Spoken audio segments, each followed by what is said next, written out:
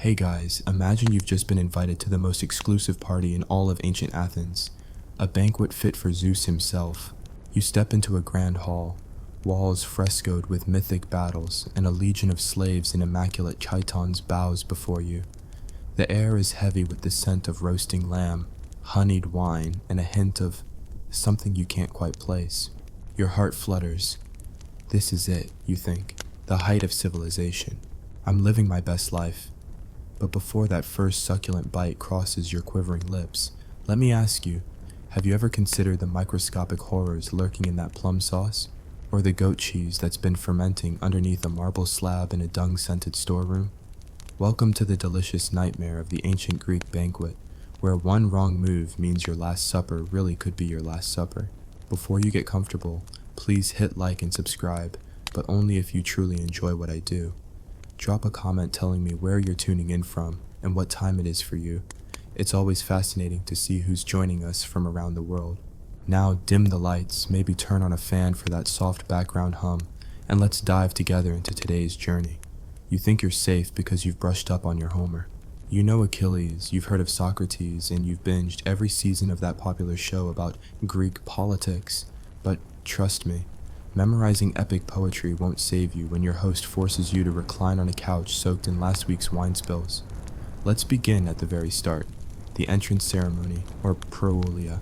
As you enter, the doorkeeper, a massive fellow named Ariston with biceps that could double as siege hammers, offers you a wreath of laurel leaves. You place it gingerly on your head, imagining yourself as some kind of demigod. Meanwhile, Ariston's buddy, Lecius, slides a spike of salted fish into your hand as an amuse-bouche. You smile politely, raise the fish to your mouth, and immediately regret it. That fish has been soaking in brine since Phidias sculpted the Parthenon. Every muscle fiber is snapping with tensile strength, and those tendons, elastic enough to launch across the room like a rubber band. You chew, you gag, you swallow. Congratulations, your stomach just filed an official complaint. Now, on to the main event, the procession of dishes served by impeccably trained slaves dressed in pristine white. First comes the melazomos, thick black soup made from animal blood. If you've always dreamed of tasting literary horror, this is your moment. You lift the bowl, trying to ignore the tiny skin flotsam bobbing on the surface. You smile at your neighbor, a dignified elder who nods sagely but whose eyes scream liquid iron clot. You take a sip. Your life flashes before your eyes, but not in a pleasant way. If you survive the blood soup, you then face a parade of fish stuffed with olives and herbs. But here's the catch. The shells are still on. So if you don't know to remove them, you'll soon discover that fish scale shards are sharper than Spartan spears.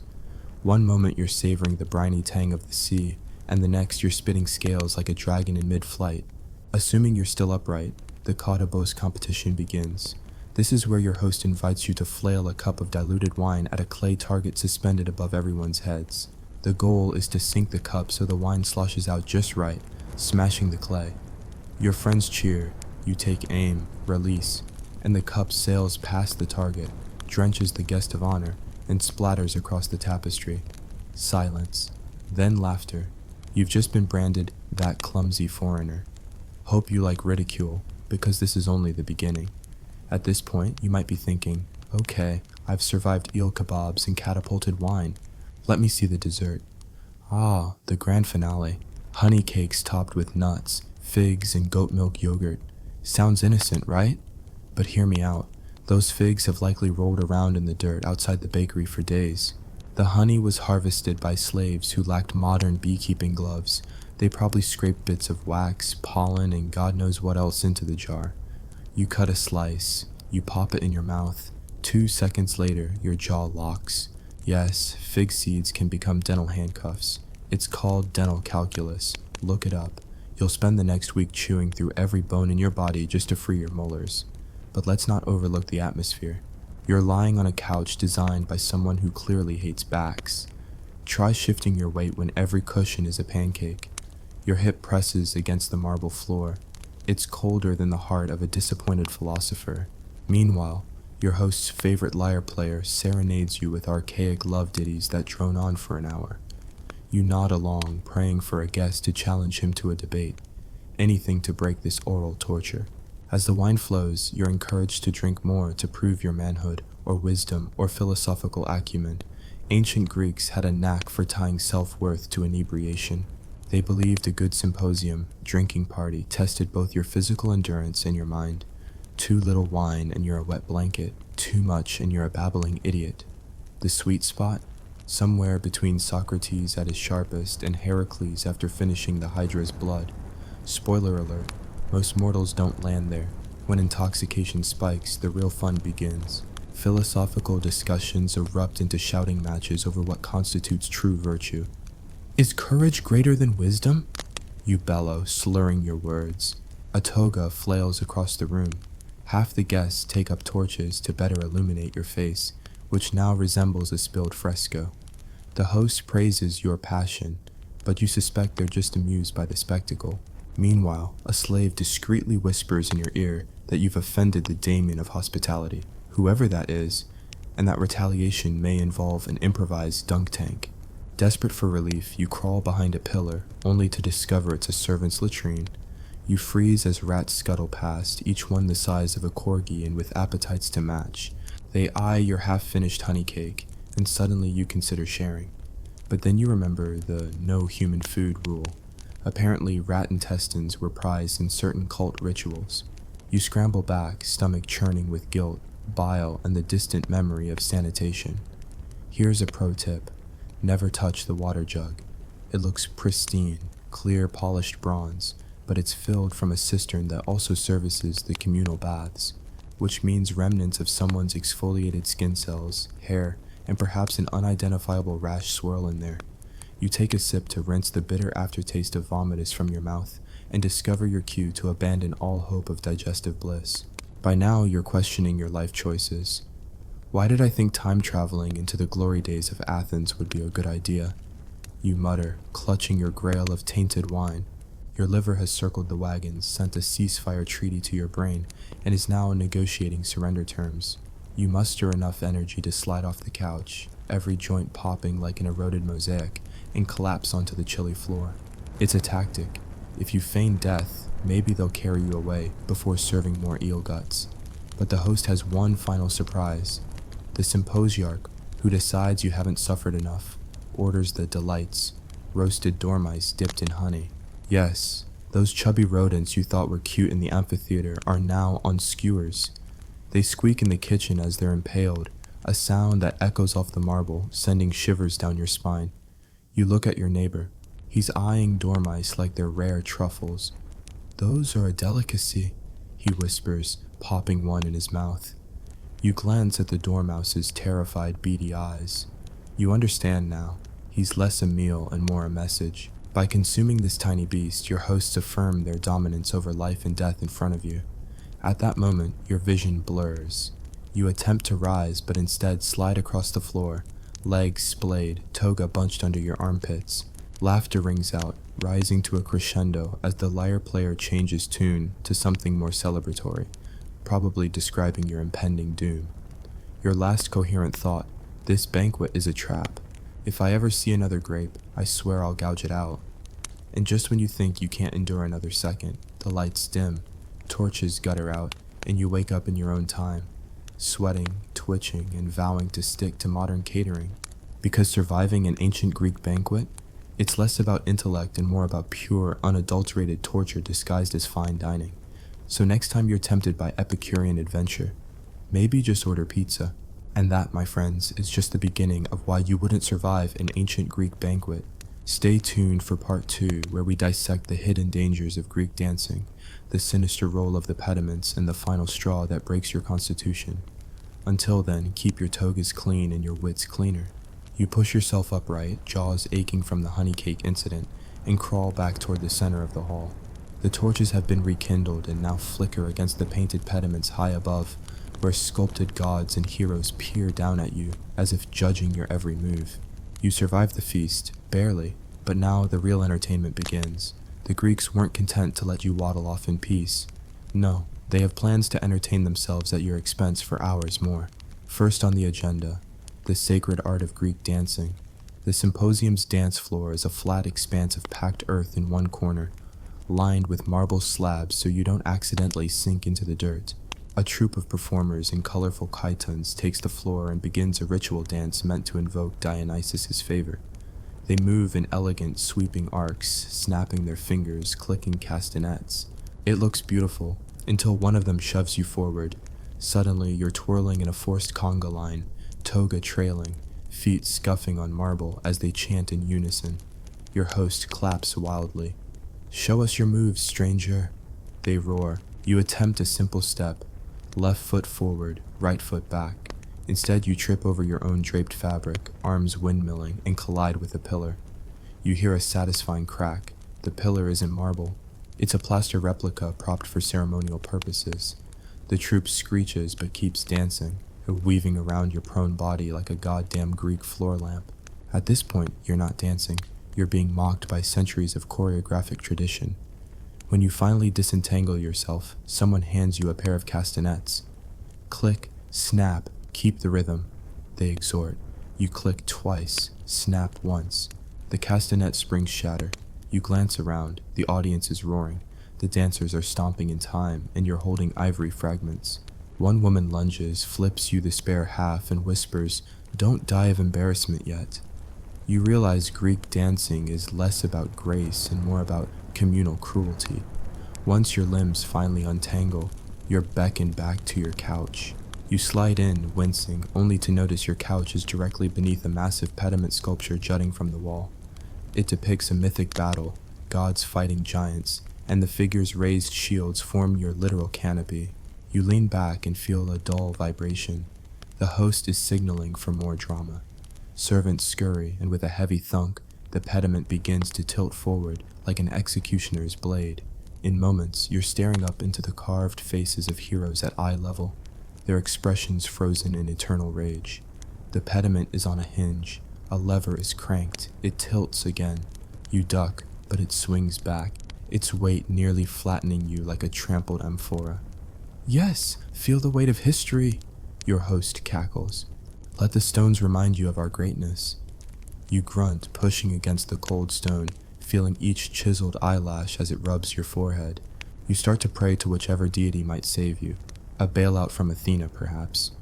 But realize that if Athena wanted to help, you'd already be home in your recliner. If surviving dancing and near-crushing architecture weren't enough, the entertainers introduced the next spectacle, a mock gladiatorial display.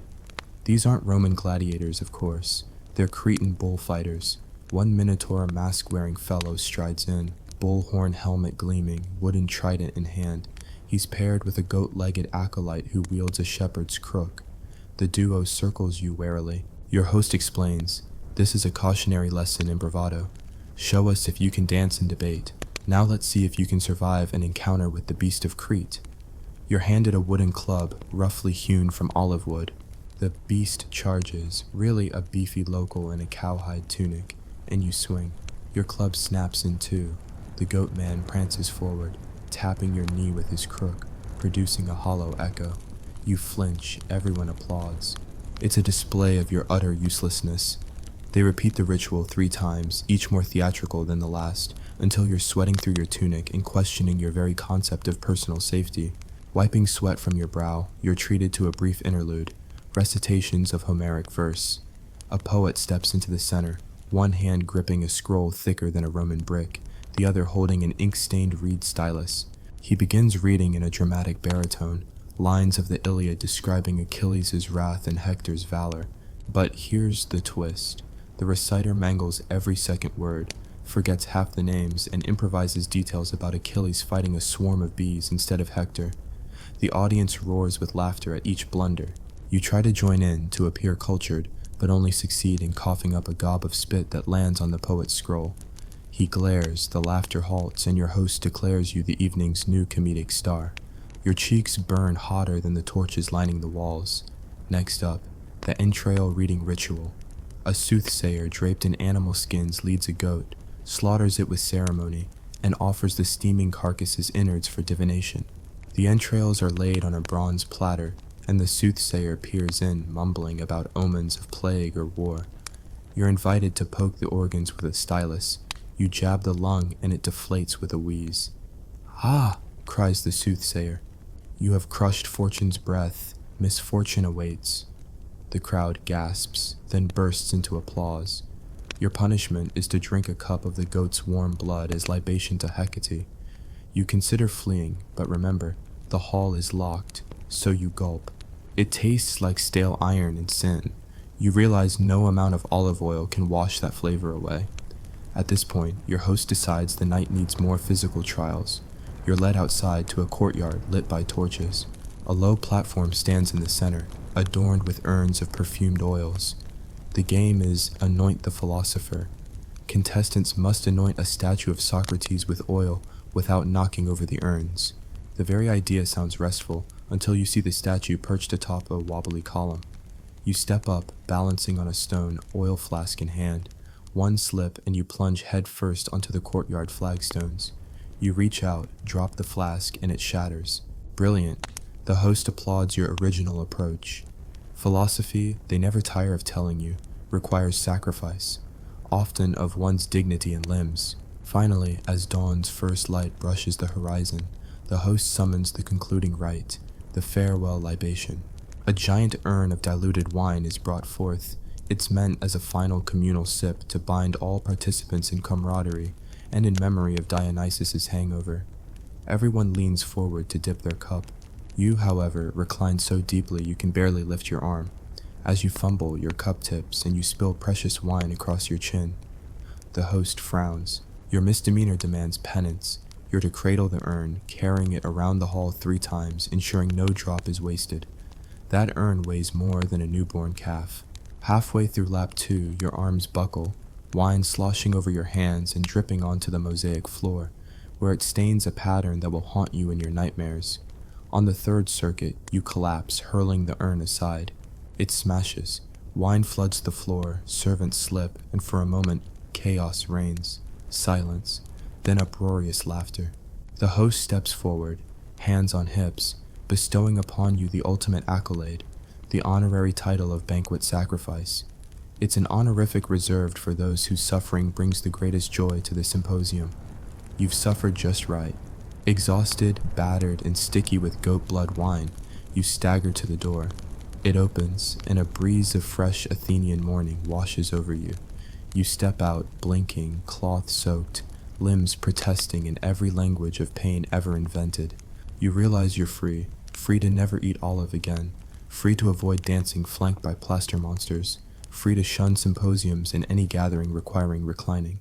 You limp toward home, promising yourself you'll stick to modern buffets and hotel breakfasts, and yet, as you cross the threshold of your humble residence, you catch your reflection in a polished bronze mirror. There you stand, toga torn at the hem, face streaked with wine and dust, hair matted from sweat and coconut oil perfume. In your hand, you still clutch a broken castanet and a shard of olive wood club. A single thought crystallizes. If one day you find yourself invited back to an ancient Greek banquet, by the gods, you will go, but only after smuggling in wet wipes, a helmet, and a flask of modern whiskey. Because surviving the Greek feast wasn't just about digesting questionable meat or dodging falling pediments, it was about enduring humanity at its most theatrical, and still coming back for more. So there you have it, part 2 of why you wouldn't survive an ancient Greek banquet. Next time, we'll explore the aftermath, the fevers that set in, the nightmares that plague your sleep, and the peculiar social stigma attached to survivors. Until then, keep those togas laundered and your skepticism sharpened. Your temples throb as you limp through the narrow streets of Athens, each cobblestone threatening to twist your ankle further. You made it out of the hall alive, but your body has already begun its revenges. By the time you step onto your porch, a fever blooms behind your eyes, hot enough to melt the bronze suns on the rooftop ornaments. You slump against the doorframe, clutching the broken castanet. You find yourself compulsively clicking it, as though the hollow echo might stave off delirium. Inside, you collapse onto your simple pallet, the one that feels softer than any marble couch but somehow mangles your spine just the same. You try to ignore the ache in your side where a stray elbow, or maybe one of those plaster gods, landed its full weight. Your muscles quiver like terrified sparrows, and you swear you can still taste the goat's blood in your throat. Sleep teases you, but every time you close your eyes, you're yanked awake by a chorus of squealing dormice, their tiny claws scratching at your eyelids. In your dreams, you're back under that pediment, flattened beneath its chiseled gaze. You toss and turn, sweating through every inch of fabric, and wake panting at random hours. By dawn, you're shivering with chills so violent they rack your ribs. You wrap yourself in every tunic you own, 3 too many, given it's midsummer, but the tremors won't stop. You'd call for a healer, except you remember the entrail reading spectacle. You still smell mutton and foreboding, so you brave your courtyard well, lowering the bucket and ignoring the stray hair floating on the surface. You sip only enough to wash the bile from your mouth, though every swallow reminds you of that last libation, warm blood swirling on your tongue like dark honey. Over the next 3 days, your fever waxes and wanes. One moment you bask in fever, dreams of feasting on grapes the size of your head. The next you're jolted awake, convinced a chorus of ghosts is performing a symposium inside your skull. You hallucinate the poet, scroll in hand, reciting a tragic ode about your demise. You imagine the soothsayer pointing at you from beyond the grave, pronouncing a final curse. May your dinners be forever tainted, your celebrations forever haunted. You moan, clutching your pillow, but no one comes to soothe you. Food becomes a battleground. Your body demands something bland, barley porridge, perhaps. But your mind screams for wine, hoping the alcohol might erase the memory of that cursed symposium. You manage a few spoonfuls of porridge seasoned with olive oil and salt, which feels like manna compared to blood soup. But by the 3rd bite, your stomach rebels, twisting you into a knot so tight you swear your guts have tied themselves into a sailor's rigging. You rush outside and heave, the morning sun at your back illuminating the mosaic where spilled wine once pooled. A crow lands nearby, pecking at a smear of crimson, an unholy encore. As you rest against the wall, a neighbor, young Demochares, spots you and rushes over. He's dressed for another banquet, waxed and perfumed, his toga spotless. He places a gentle hand on your shoulder. "You look wretched," he says. "What tragedy befell you?" You manage a croak. "I survived the feast. Barely." He winces. "I heard tales. The dancing, the goat's blood, the dormice. Were they true?" You nod, shivering. He sighs. "You poor soul. They say only the bravest, or the most foolish, return unbroken." You attempt a weak smile, but the effort sends a fresh wave of chills through your body. Demochares fetches a cup of honeyed water and holds it to your lips. You sip gratefully, savoring the sweetness, but as soon as you swallow, a phantom scale scrapes down your throat. You cough, milk frothing on your chin. Demochares retracts the cup, eyes wide. "Maybe stick to water," he whispers, backing away. Rumor spreads quickly. By the next sunrise, you awaken to find a discreet cluster of curious onlookers at your gate. Whispers drift along the street. "There's the survivor of Archestratus's banquet. They say his mind snapped mid-symphonia. I heard he still clicks a castanet in his sleep." You lie perfectly still, hoping they mistake you for a statue, but one, particularly bold merchant, Nicomachus the Sponger, approaches. "A moment of your time, friend," he says, forcing a grin. "I'd love to document your experience for my scroll." Your head pounds. "No scrolls," you whisper hoarsely. "No more records." He chuckles uneasily. "Fair enough, but word of your ordeal will travel. You'll be famous." You try to explain that fame is what got you into this mess in the first place, but your voice squeaks like a creaking door.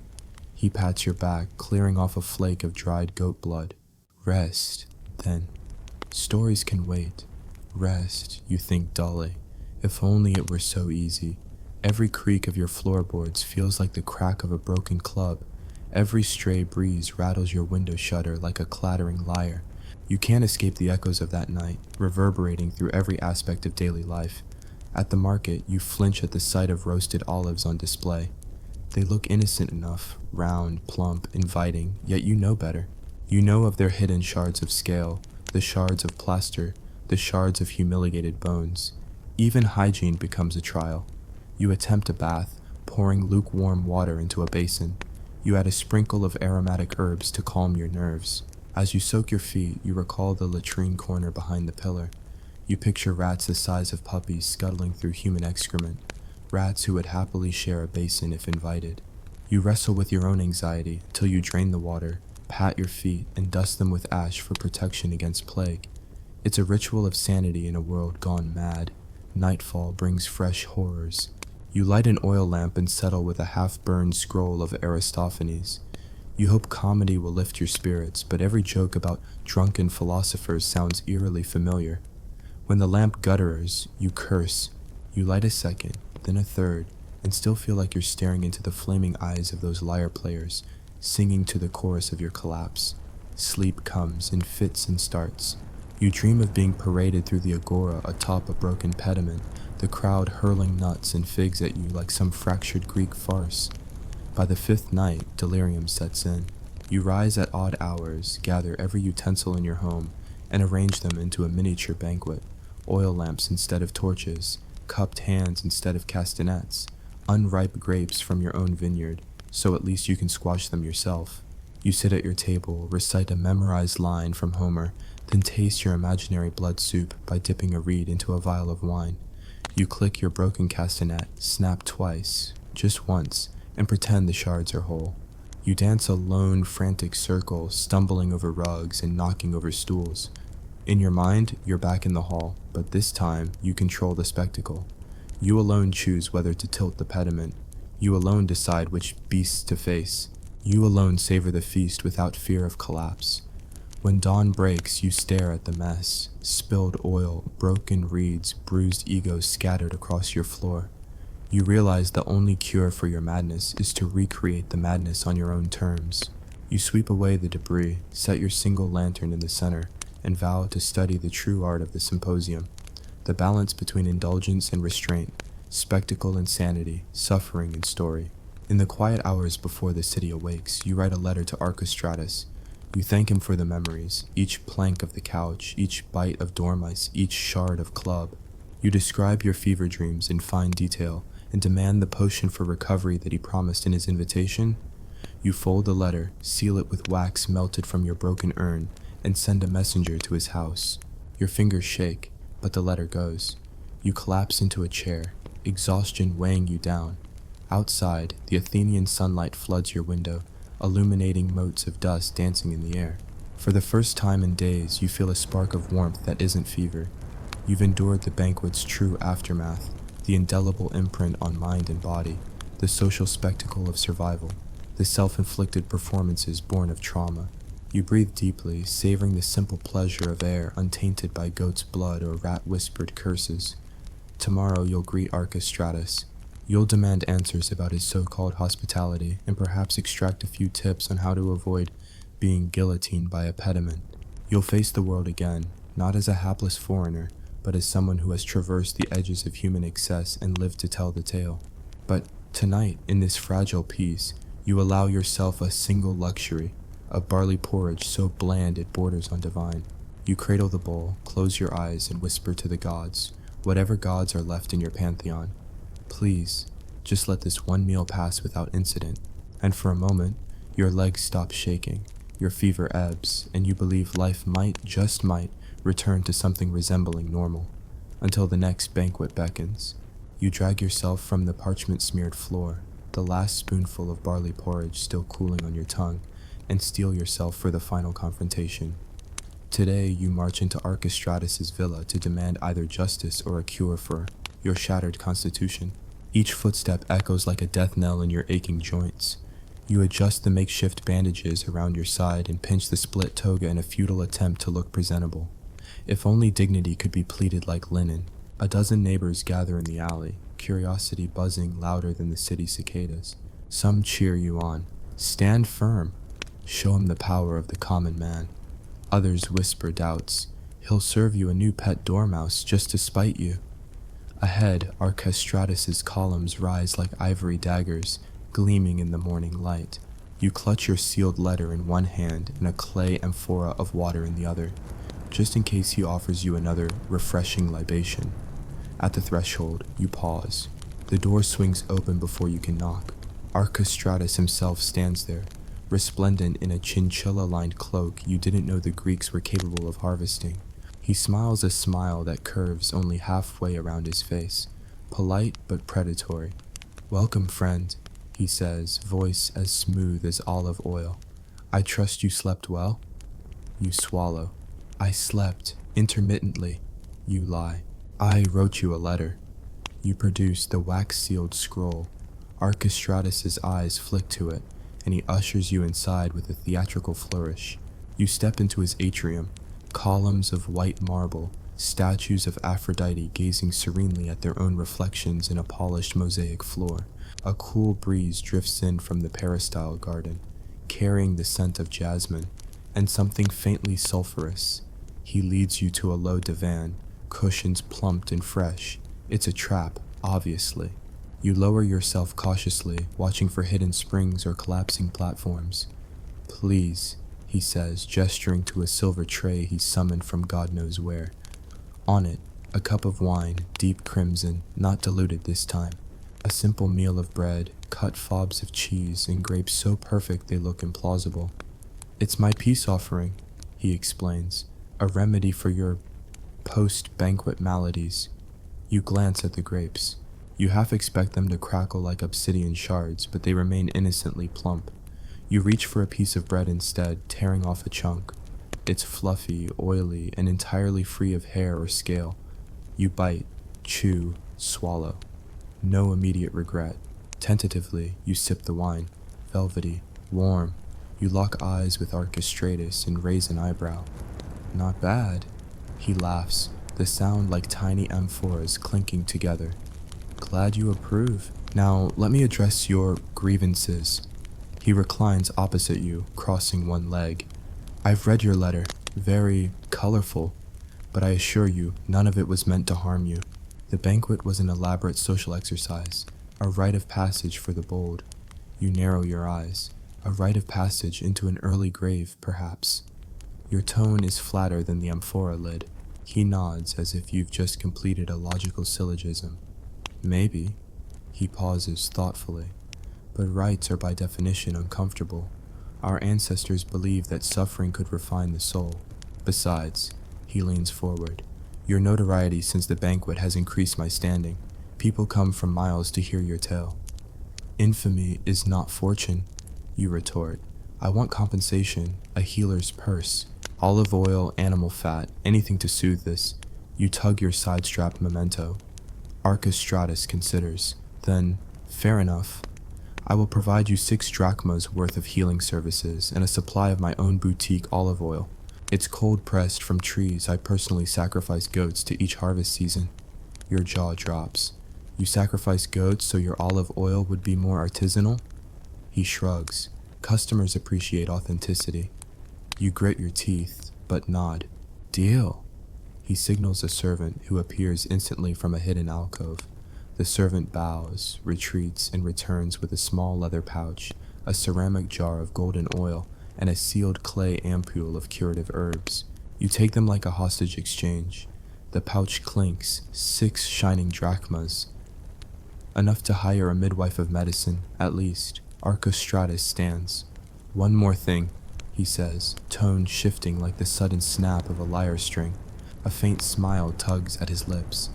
I have a gift for you, a final souvenir. Your heart sinks. He beckons with a single finger. From behind a column emerges the poet from the banquet hall, scroll in hand, face twisted in mock solemnity.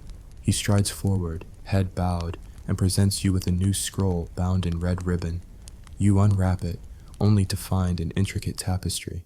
It depicts you at every stage of the banquet, recoiling from the blood soup, castanet shattering, dormice on skewers, the goat's entrails ritual. You collapsed under the pediment, and finally, you clutching the amphora of spilled wine, tears and sweat mingling in mosaic tiles. The caption reads in ornate lettering, Archestratus' champion of suffering. The hall is silent. Even the breeze outside halts as though awaiting your verdict. How thoughtful, you manage.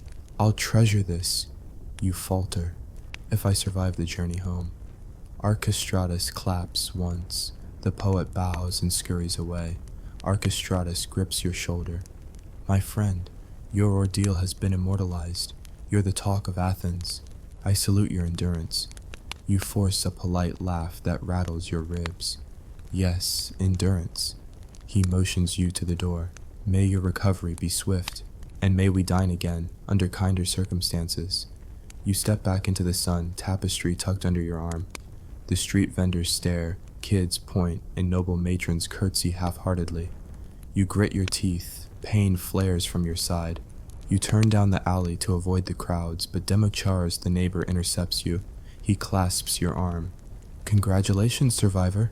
Your tapestry is magnificent. May I display it in my house?" Your stomach twists. "Display it?" He nods eagerly. "A testament to human will. I'll hang it above the hearth, so no dinner guest forgets true hospitality." You want to scream, but instead you manage. I better get home." You wriggle free. Your legs tremble as you walk, every step a negotiation between adrenaline and sheer agony. At your door, you pause, tapestry in hand. You consider bringing it inside to memorialize your martyrdom, but instead you prop it against the wall outside. "Let the neighborhood relish it," you mutter. "A public service." Inside, you collapse onto your pallet. The drachmas glint in the jar on your table. The olive oil waits beside the herbs. You uncork the ampule, sniff the pungent aroma of marjoram and rue, and begin your first self-administered treatment. Your hand shakes as you rub the oil into your bruised ribs, breathing through each wave of pain as though tuning into a blacksmith's bellows. As dusk falls, you recline properly for the first time since the banquet. You sit upright on your modest couch, cushions drawn from your own home. You uncork a fresh amphora of modern wine, imported from Crete no less, and pour yourself a small cup. You raise it solemnly, to survival, to satire, and to the sheer absurdity of history's cruelties disguised as culture. You sip.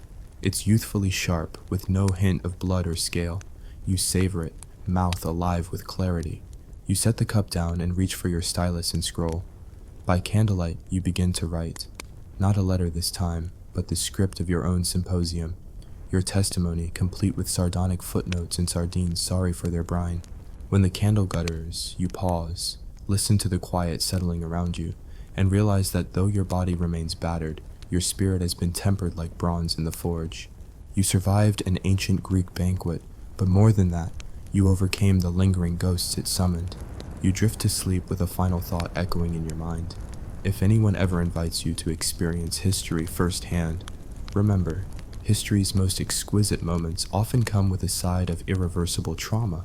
And if you ever find yourself reclining under a fresco painted with gods clutching your last castanet shard, know this. You have stories no mortal ear could believe, and you'll live to tell them. The amphora rests at your bedside, the herbs steep in a bowl on the table, and the first night of genuine rest washes over you like a cool Aegean breeze. Tomorrow, you'll wake, you'll heal, and you'll plan your next adventure. One that ideally involves fewer sacrificial goats, less goat's blood, and certainly zero pediments on hinges. But for now, you sleep. Survivor, storyteller, and unlikely hero of the grandest feast Athens ever devised. And with that, our journey ends. Until next time, may your meals be safe, your couches unmarred, and your symposium strictly metaphorical. Imagine this. You've just stepped off your longship into a smoky, firelit hall deep in Viking territory.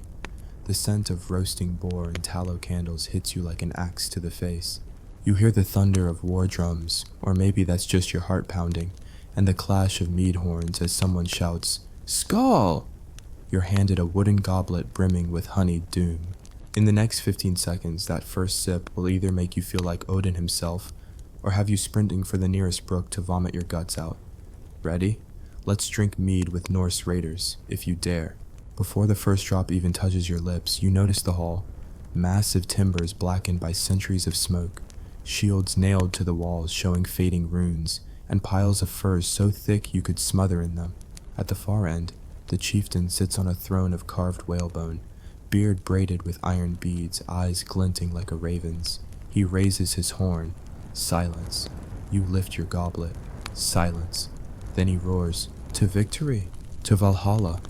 And everyone else slams their horns on the table in response. The crash echoes off the walls, rattling your teeth, and likely loosening one or two. You swirl the mead, studying its golden haze. How bad can honey water be? You think. Famous last words. The first mouthful slides down smooth, sweet, almost perfumed. You close your eyes, picturing meadows of wildflowers. Then, it hits.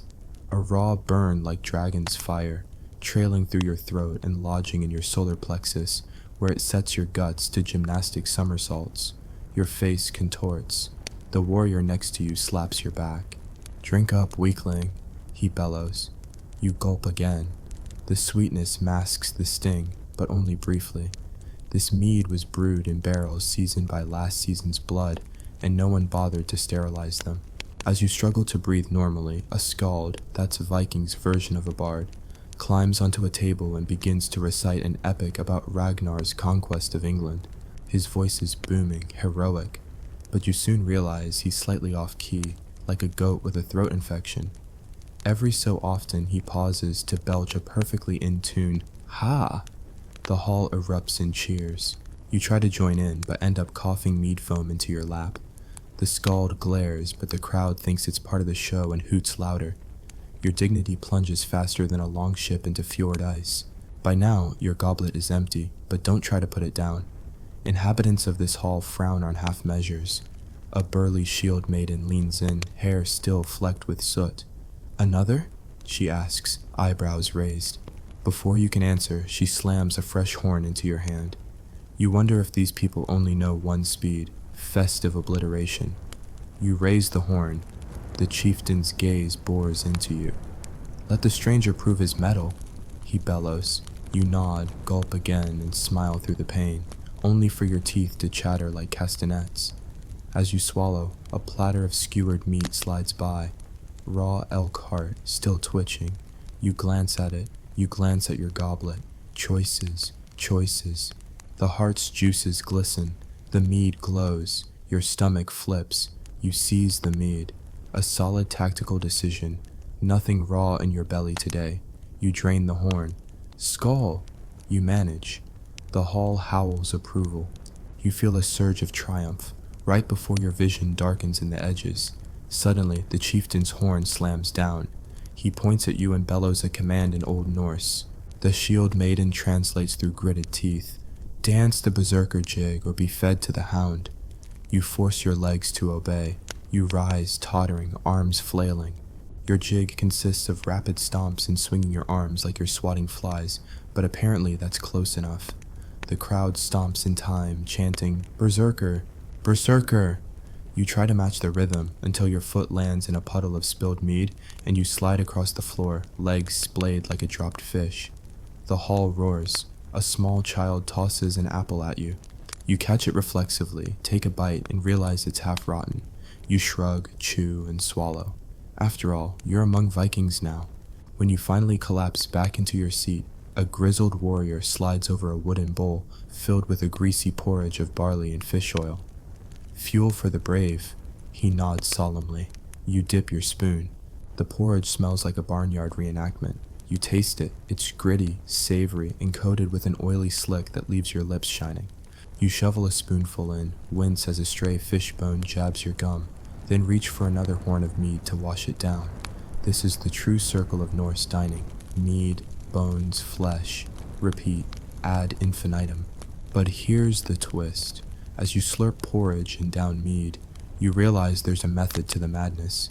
Each drink loosens tongues, each bite steals courage.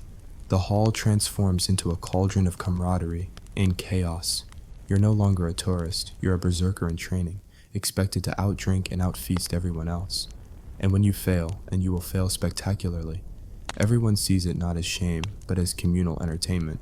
At some point, the chieftain summons you to stand. He crowns you with a wreath of oak leaves, symbolic, he says, of strength. You attempt a gracious nod but nearly topple.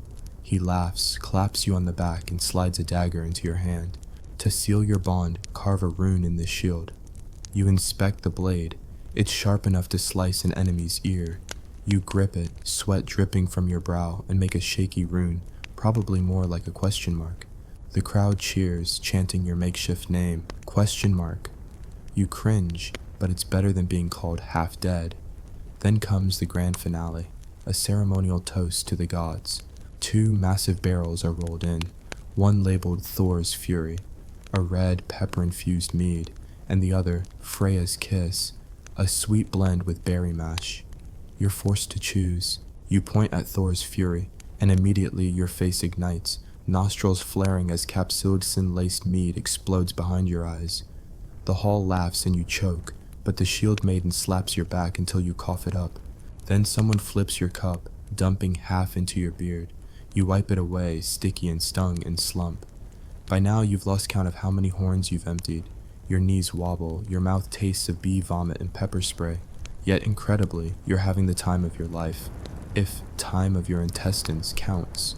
You're bonding with raiders, forging legends. Everyone here will tell tales of the foreigner who gulped Thor's fury like water. The chieftain nods at you in approval, as if you've passed the ultimate test. Not surviving, but embracing the absurd thrill.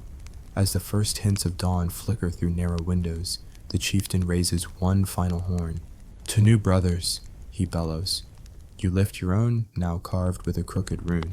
You swallow the last drop and promptly collapse, heroically face first into a pile of furs. Laughter erupts. You're carried out of the hall by two burly Vikings, horns still in hand. And there you are, part one of your mead-soaked odyssey with Norse raiders. You've tasted fire and honey, danced like the deranged, and earned a question mark rune on a warrior's shield. Next time, we'll explore the fallout, your hangover from hell, the fearsome rituals you didn't know you signed up for, and how to politely decline a raid invitation without getting your head lopped off. Until then, steal your liver and keep your wits sharpened. Skull! Waking up doesn't feel like waking up. It feels like your skull was borrowed overnight by a herd of stampeding elk, and now it's being returned with apologies scratched into the side. Your head pulses in time with an errant dripping from somewhere above, probably a leaking mead barrel. You open one eye, then both, only to discover you're slumped in a trench of straw outside the longhouse. Morning light pierces through gaps in the wooden planks, highlighting flecks of frothy mead crusted into your beard. You push yourself upright and immediately regret it. The world spins like a warship caught in a maelstrom. You clutch at the rough-hewn beam beside you, tasting stale honey and spilled ale as you gag. Where are your clothes? A quick pat down confirms everything's in place. Tunic intact, trousers suitably stained, boots still on your feet. Progress. You stand unsteadily, wobbling like a newborn fawn drunk on its own wobbles. The longhouse door creaks open and a gaunt woman peers in. Her hair's a tangled nest, her eyes rimmed by a night of cold air and worry. Ah, she says, voice hoarse. You live.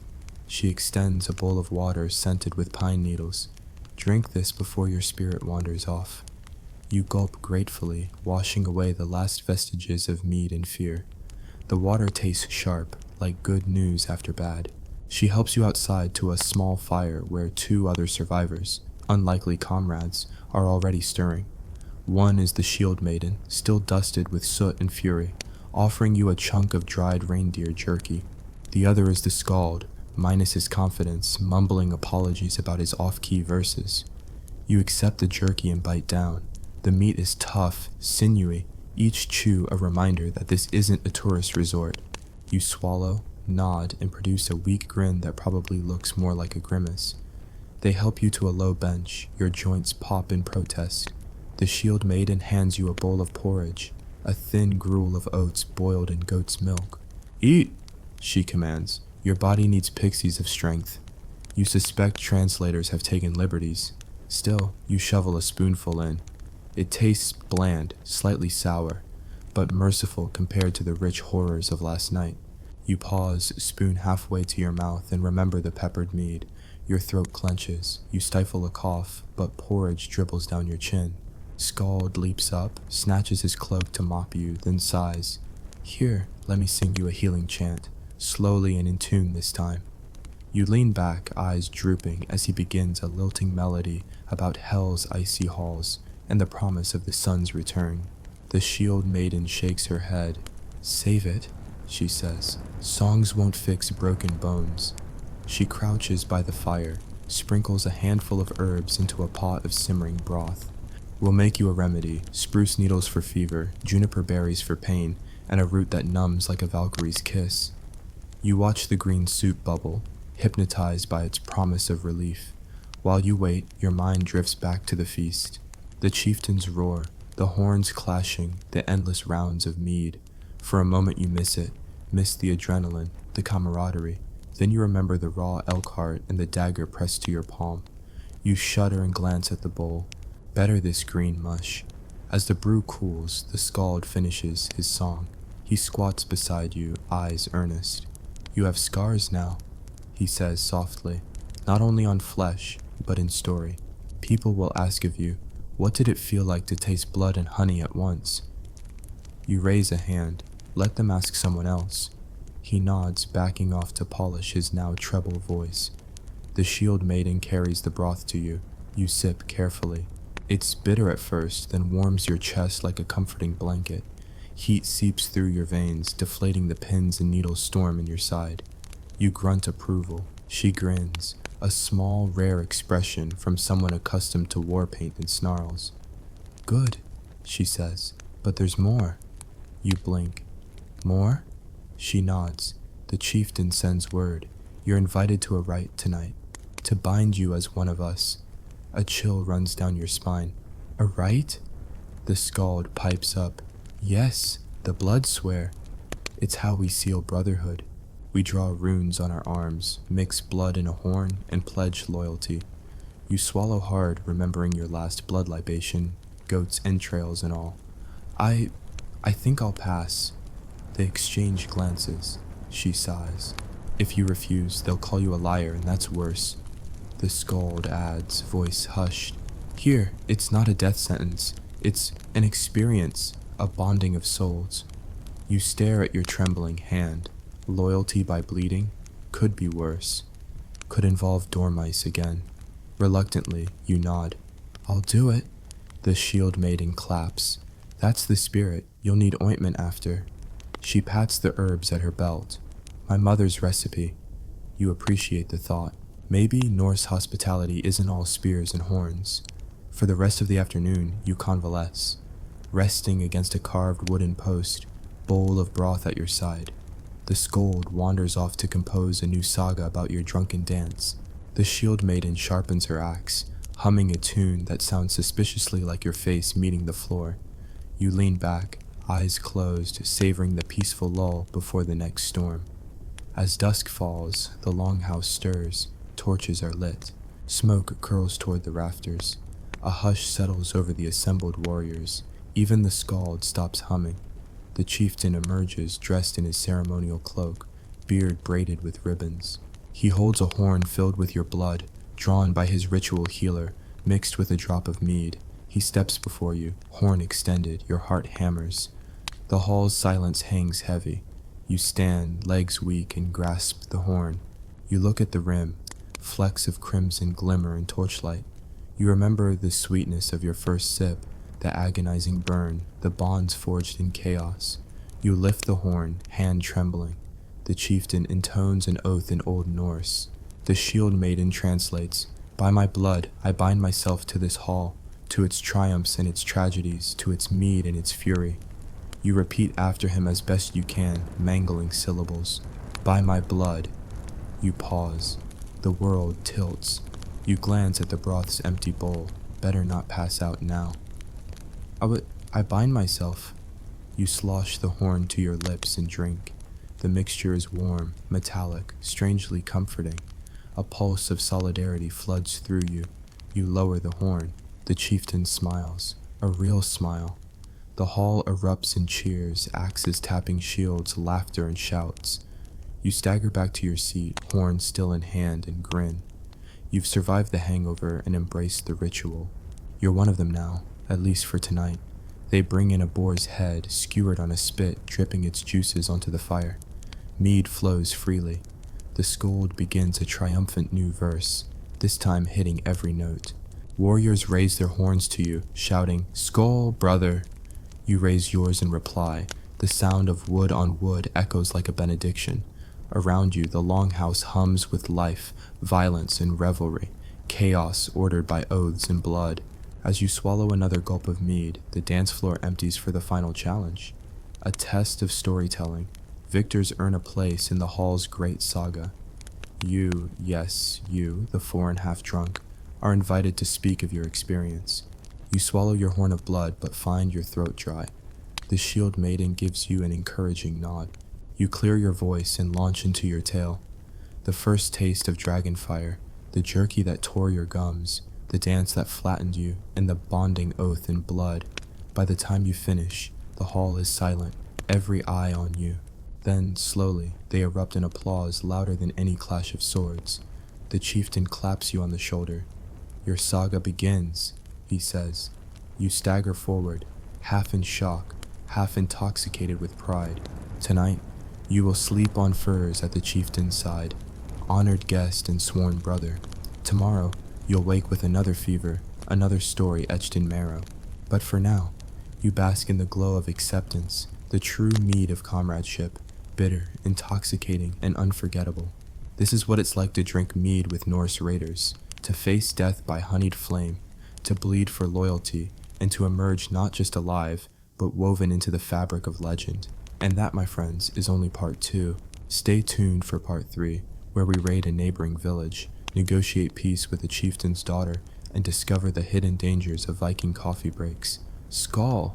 Your eyes snap open to the crack of dawn light slicing through the wattle walls of the longhouse.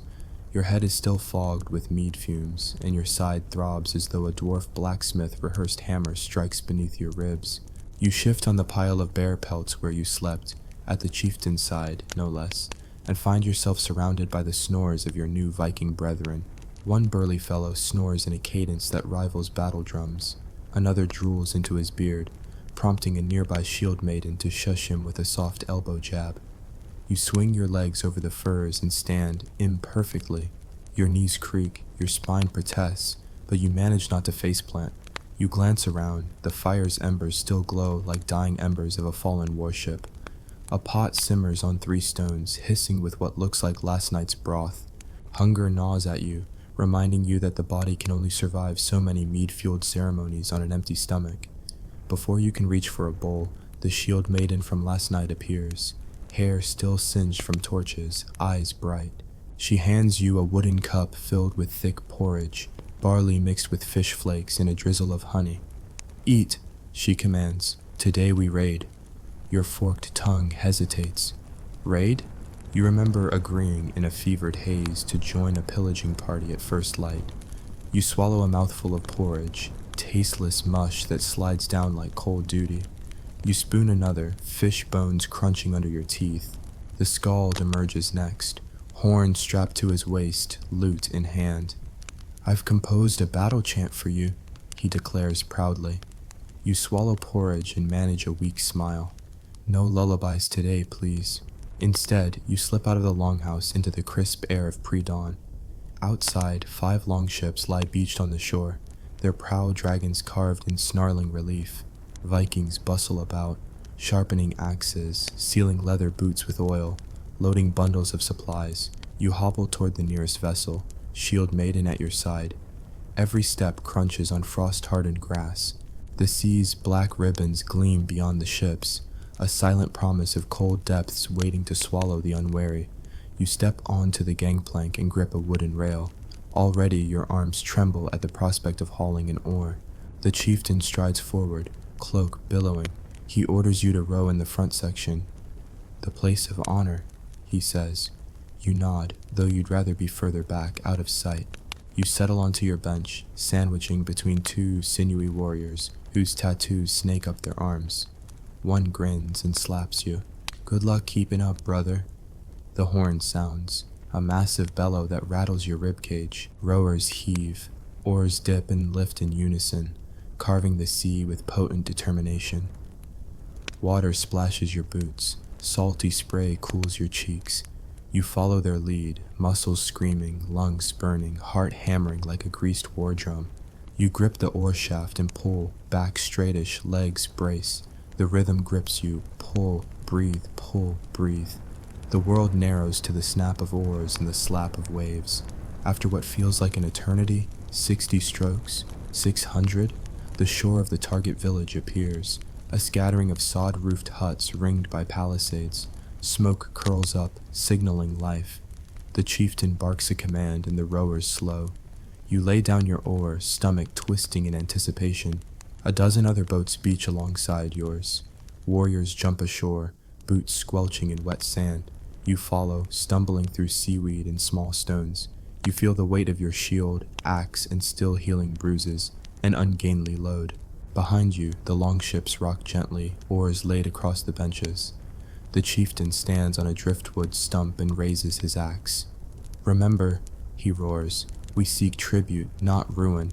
Pillage the stores, not the children's toys. Quick in, quick out."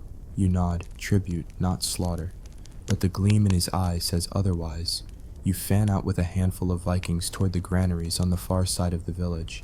A pall of smoke drifts above a hut, left over from a cooking fire, not battle. An old woman stares at you from her doorway, mouth agape. You feel a twinge of guilt.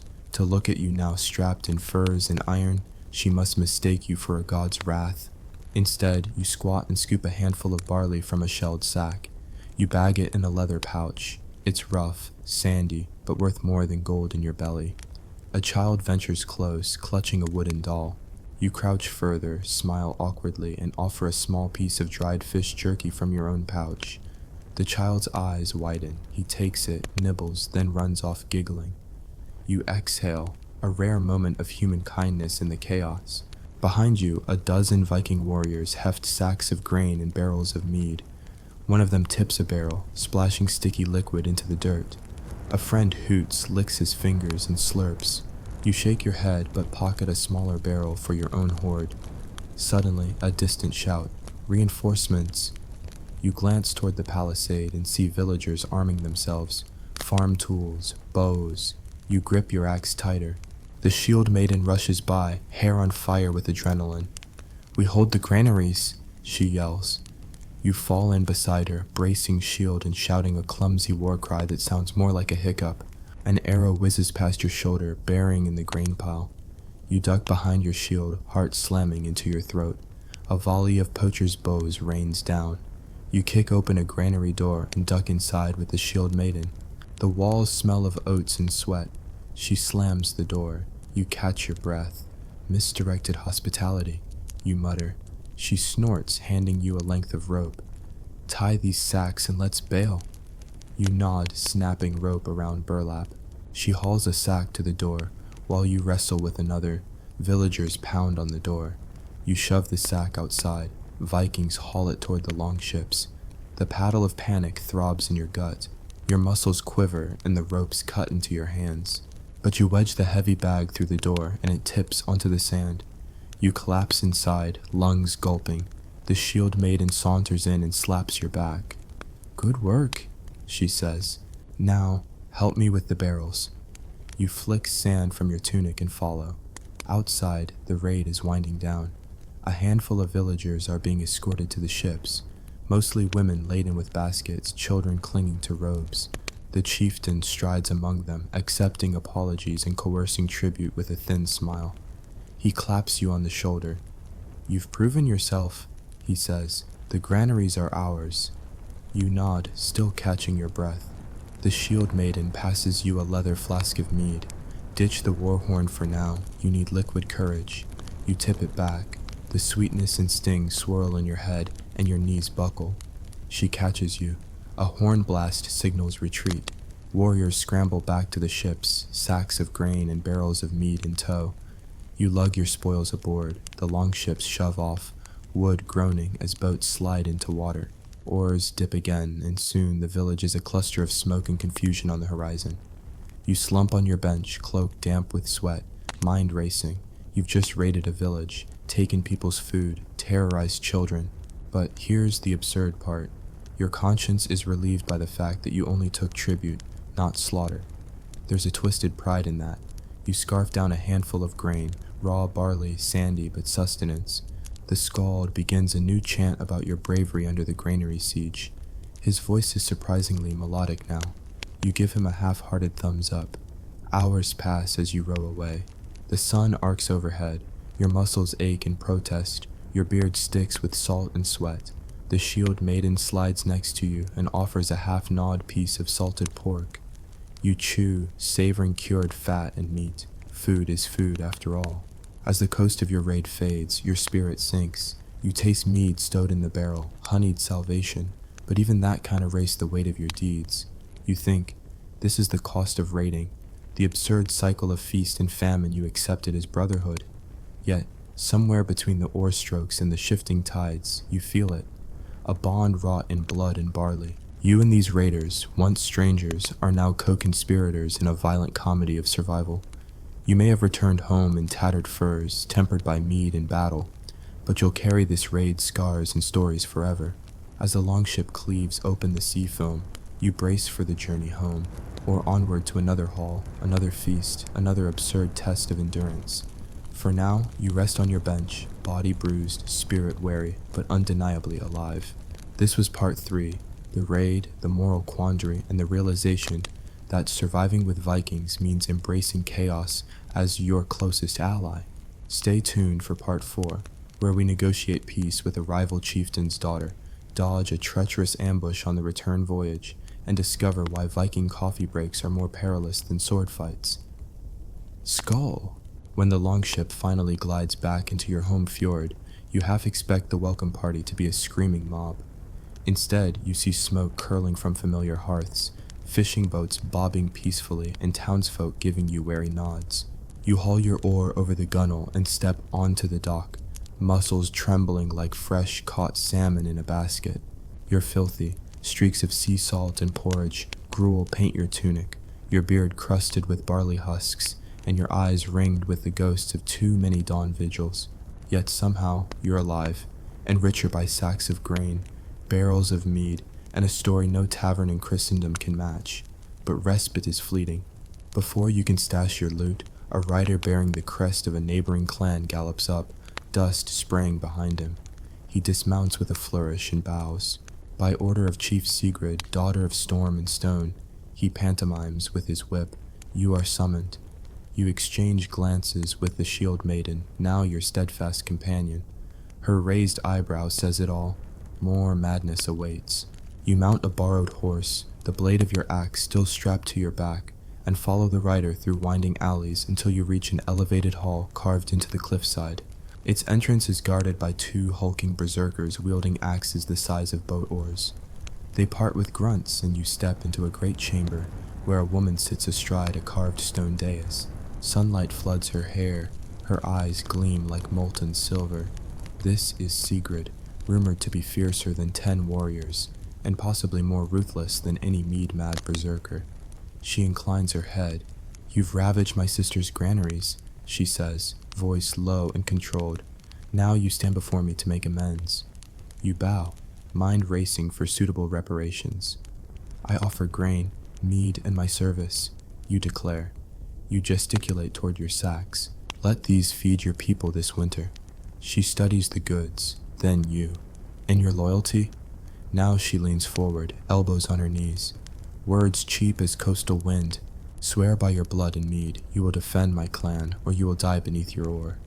You swallow, recalling last night's blood swear, your wrist still tender. Without hesitation, you grip your carved horn and vow. By my blood and Thor's fury, and by every drop of mead I've spilled, I pledge you my sword arm. Her lips curve in a rare smile. She rises, grace and authority woven into every movement, and strides down the hall. She offers you her hand. Then let us seal this new bond. You take it, her grip is iron. A servant brings a silver cup of salted mead infused with juniper and spruce. You clink cups and drink, sweet, sharp, and bracing. Your chest burns in the best possible way, not from fear, but from the thrill of alliance. With the treaty sealed, you're led back to the shore. The longships wait, ready to ferry you and your new allies where honor or necessity demands. You slip aboard, the scent of brine and wood rosin strong in your nostrils. The oars dip, the hull shudders, and once again you're cutting through water that could swallow you whole. Days later, as you steer the ship toward home, the Skald unfurls a blanket on deck. Viking coffee break, he declares, raising a battered cauldron of hot water boiled over charcoal, and he pulls from a leather pouch dark, oily beans you're told come from distant lands. You peer at them skeptically. It's said to sharpen wits more than mead, he asserts, scooping grounds into your tin cup. You take the first sip, bitter, acrid, and strangely electric. Your eyes snap open wider than usual, and for a moment you suspect magic. The shield maiden snatches your cup and adds a dollop of honey, insisting even savages need sweetness. You stir, the flavor softens, but the jolt remains. You grin, a caffeinated berserker is a dangerous thing, but peace never lasts. Mid-morning, the lookout cries out, "Long ship off the starboard bow." You squint, spotting sails on the horizon. Not friendly. The chieftain, now your ally, steels himself and orders the rowers into attack positions. You grip your axe, muscles humming with adrenaline, and paradoxically, the caffeine zing in your veins makes you feel unstoppable. As the two ships converge, you realize this ambush was set by rival raiders hoping to pick off your weakened vessel. The air thrums with tension. Horns cry out. Oars strike water like drums. You plant your feet on the railing and launch yourself onto the enemy deck, heart pounding through every vein. Steel clashes. You parry a sword with the haft of your axe, spin, and land a solid blow that rings in your bones. The boarders fall back, surprised by your ferocity, perhaps believing a coffee-fueled foreigner could never fight. They're wrong. Within moments, your allies rout the attackers. You stand atop the defeated bow, chest heaving, the skald at your back chanting your deeds in rapid-fire runes. The rival longship retreats, sails slapping like wounded birds. You let out a roar that echoes across the sea, a victory cry born of mead, blood, coffee, and an unbreakable bond. As you row the final leagues home, the sun dips low, painting the sky with fire. You slump against the oar rack, exhaustion mingling with satisfaction. Your hands are blistered, your back aches, but your spirit soars. You've ransomed villages, made peace with a warrior queen, and survived a pitched battle at sea, all fueled by nothing more exotic than honey wine and a peculiar bean. When the familiar harbor comes into view, you know this saga's end is near. You'll unload grain to feed starving kin, share mead with friends grateful for your deeds, and perhaps, just perhaps, enjoy a mug of bitter coffee in peace. Yet in your heart, you carry the thunder of longship assaults, the sting of peppered mead, the warmth of blood-bond oaths, and the grit of barley dust under your nails. You step ashore one last time, greeted by cheers and embraces. A child presses a wooden doll into your hand, a nod to your kindness in that raided village, and an elder drapes a cloak over your shoulders. You smile through fatigue and pain. This cloak's weight is nothing compared to the honor you've earned. Tonight, you rest in your own bed. Tomorrow, you'll compile these memories into a new saga, one that will leave other travelers questioning their sanity if they dare join you on a Viking mead-drinking expedition. But for now, you raise a final goblet of spiced mead, honeyed, smoky, and home-brewed, and whisper to the night, "School to survival, school to chaos, and school to comradeship forged in the crucible of absurdity." Because beyond the epic battles and ambushes, the true measure of this journey was the moments of shared laughter, fierce oaths, and that first deafening roar of Skoll, echoing off ancient timbers. And though your bones will ache for weeks and your dreams be haunted by the clang of axes, you know you wouldn't trade a single cursed drop of mead or drop of blood to have missed a second of this legendary nightmare. Hey guys, imagine waking up in a quiet Puritan village in 1692, children chasing goats through muddy lanes, the church bell calling everyone to prayer, and your neighbor's wife glaring at you over laundry because you dared wear a green ribbon on a Thursday. Sounds quaint, right? Well, hold on to your bonnet, because in the next 15 seconds you'll go from casual sheepherder to accused witch, finger pointed by a gaggle of shrieking girls, forced to prove your innocence by dunking yourself in freezing water. Ready to trade your comfy modern life for hypothermia and hysteria? Welcome to the Salem witch trials, where your only crime might be sneezing too loudly. So you think you know Salem. You've heard the name, maybe even visited the tourist shop selling "I survived Salem" snow globes. But could you actually survive the fevered accusations, the absurd tests, and the brutal interrogations of 1692? Let's dive in, no drowning required. By the end of this journey, you'll either be proclaiming your innocence or whispering desperate prayers to obscure saints you barely know. Now, dim the lights, picture the creaking floorboards of the meeting house, and prepare for a trip into colonial America's darkest side. You wake before dawn, roused by roosters crowing and a bitter wind rattling your shutters. Outside, the sky is slate gray. You wrap your woolen shawl tighter and step into the chill, boots sinking into mud thawed by last night's rain. You breathe and taste the sharp tang of ale fermenting in barrels, because even in Salem, the local brew is stronger than gospel. You head for the meeting house where every able-bodied man is expected for prayer and watch duty. On your way, you pass Mrs. Putnam gossiping with Mrs. Nurse, both of them eyeing you with thinly veiled suspicion. You nod politely, they nod back, but their eyes flick to the grass at your feet, as though they expect to see toads crawling out of your shoes. Inside the meeting house, the air is thick with incense and dread. The congregation gathers, men in stiff collars, women in coifs so tight you'd think their heads might pop off, children clutching prayer books too big for their hands. You slide into your usual pew, pretending not to notice two girls, Abigail Williams and Betty Paris, huddled in a corner, whispering and pointing at you. You feel a chill that has nothing to do with the drafty building. After the sermon, beware the devil's spore in every shadow, delivered in booming baritone, the congregation disperses for the real business of the day, surveillance. Salem in 1692 is a closed-circuit community. Everyone watches everyone else.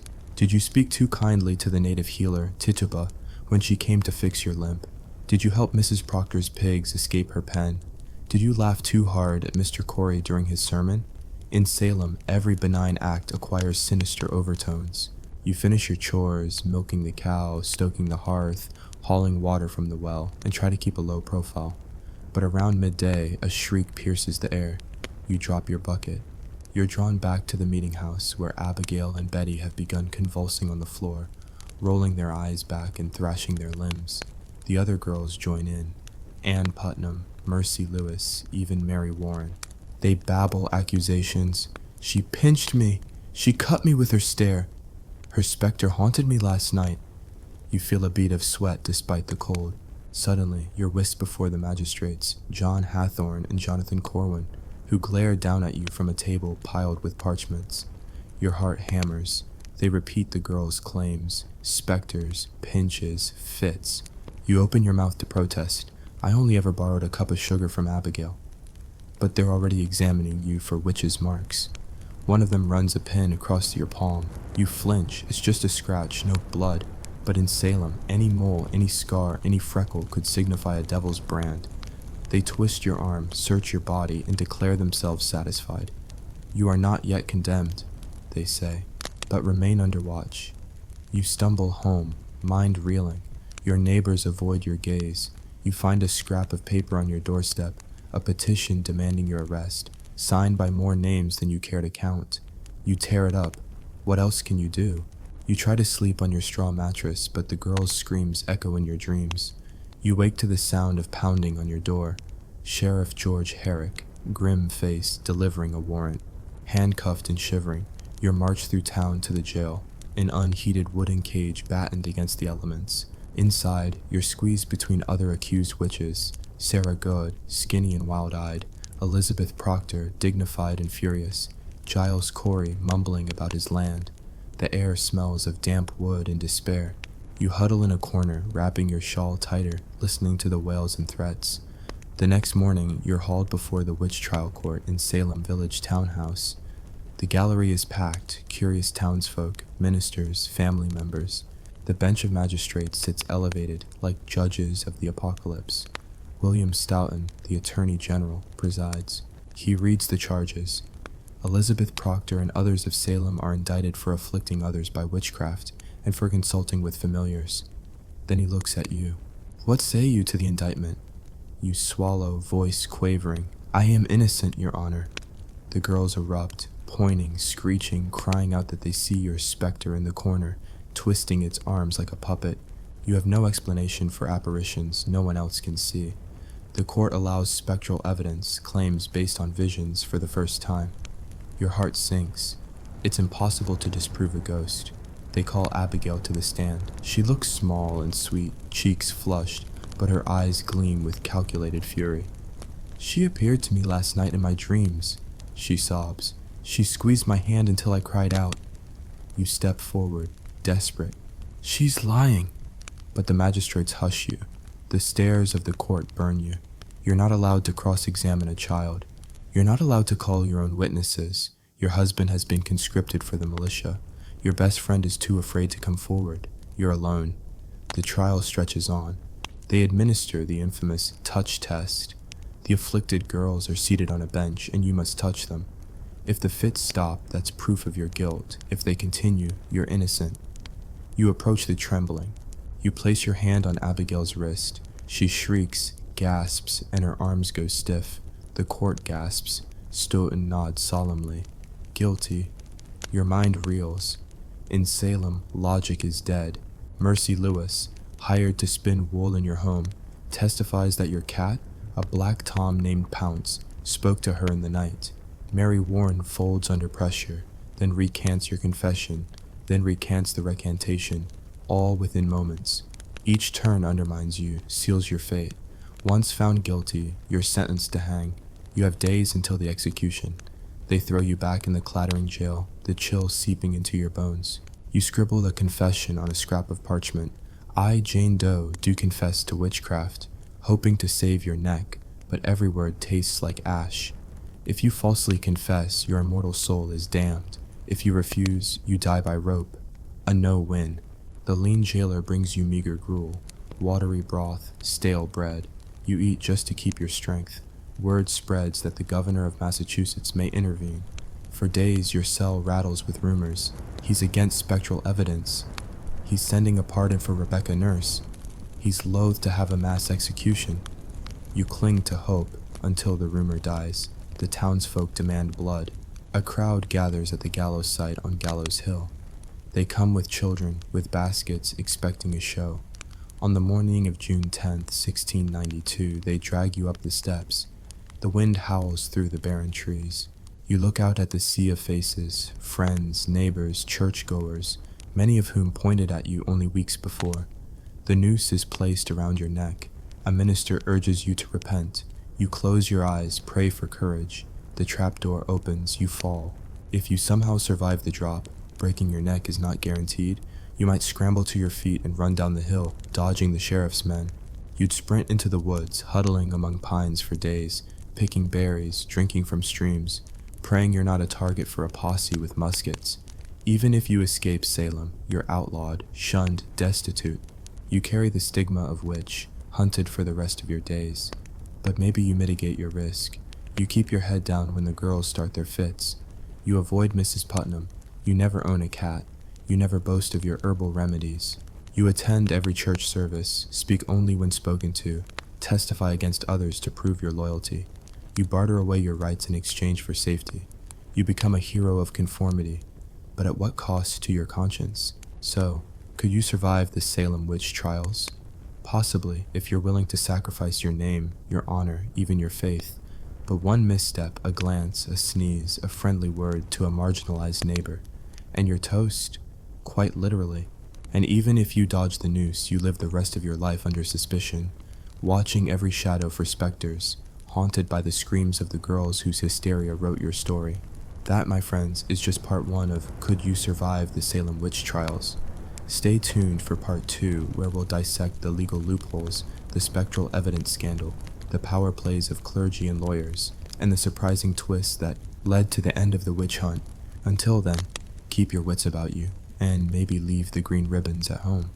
As the hammer falls on your conviction, the clang resonates far beyond the courthouse walls. But this is where the real horror begins. The machinery of law grinds on, and you, dear accused, are caught in its gears.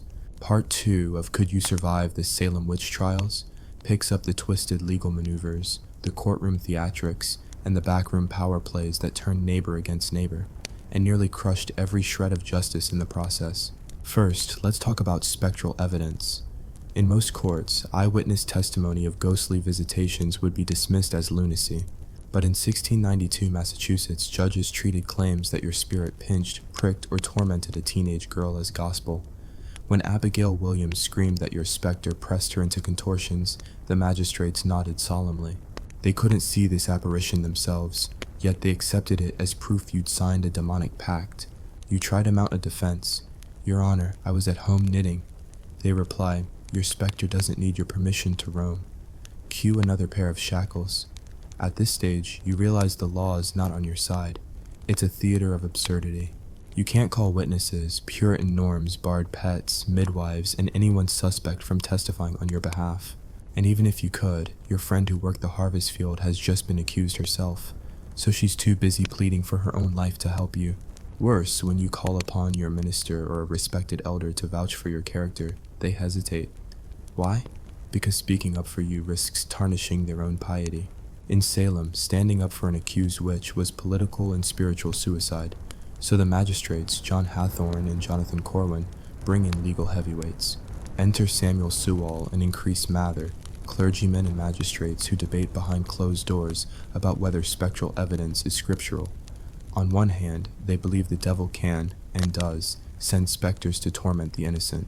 On the other, they worry it grants Satan too much power. If every churchgoer can accuse a neighbor of sending ghosts, the social fabric will unravel. Sewall writes in his diary, "I fear we have damned more innocent souls than witches." But publicly, he nods along. No one dares break ranks too soon. Meanwhile, the court expands its reach. What began in Salem Village now sweeps through Salem Town, Andover, Ipswich, and beyond. By late spring, over 150 people have been accused. 30 will die in jail or on the gallows. Each courthouse session turns into a carnival. Curious onlookers pack the galleries. Ministers deliver fire and brimstone sermons in the hall, and judges preside like wartime generals. You attend each day, bone-weary but compelled to watch, an unwilling spectator to your own fate. One afternoon, the Attorney General William Stoughton delivers a speech that chills you. Better that 10 witches escape than one miscreant go unpunished. No, wait, that was centuries later. What he actually declares is far more sinister. It is better that 100 innocent persons suffer than that one guilty person escape God's justice. Spectral evidence, he argues, is necessary because the Lord makes his instruments invisible. Your protests echo hollowly. Invisible instruments are also unseen errors. Faced with this juggernaut, some accused capitulate. They confess to witchcraft, naming 5 or 6 accomplices to demonstrate contrition. They confess that Satan appeared to them as a toad named Black Puss, that they flew on broomsticks, that they danced naked in moonlit glades with familiars. Their confessions are printed and sold on broadsides, best-selling horror stories of the day. Confessors avoid the gallows. Instead, they become living proof of the court's righteousness. Others see this and buckle. You weigh your options, confess and live as a pariah, or refuse and face the rope? Let's say you refuse. You attend the next trial and watch as the judges parade in pieces of evidence. A doll with pins stuck through it, a poppet found clandestinely in your chest of drawers, raw wool dragged through your sewing box. Did you place the pins? Did you sew the poppet? You'd barely sewn on a button last week, but all it takes is one cuff on the doll, one twitch from Betty Paris. The pin in the poppet pricked me, and the judges slam a guilty verdict. As the sentence is read, you notice the implementation has its own gruesome logistics. Gallows are built on the hill overlooking the village. Spectators bring picnic baskets, lay blankets, children dart among the legs of townsfolk. The noose is tested, the trapdoor greased. The condemned are given the chance to speak. Most preach repentance. Many name further witches to save themselves. Then the hangman pulls the lever. You're told your execution will occur at dawn in 2 weeks. For 14 days you stew in jail, the cold seeping into your bones. In those final nights, you pray for reprieve. Your husband begs the governor to intervene. Your minister petitions for a stay of execution. Rumors circulate that Governor Phipps finds spectral evidence suspect and plans to hold new trials. But each rumor falters. At least 5 more are hanged before Phipps dissolves the court in October. By then, it's too late for you. Your cellmates include Bridget Bishop, ecstatic at the thought of the afterlife, Sarah Good, whose once tattered clothing is now of fine quality because the villagers have sent her gifts in hopes of her confession, and Giles Corey, who refused to plead and died by pressing, his body crushed under stones.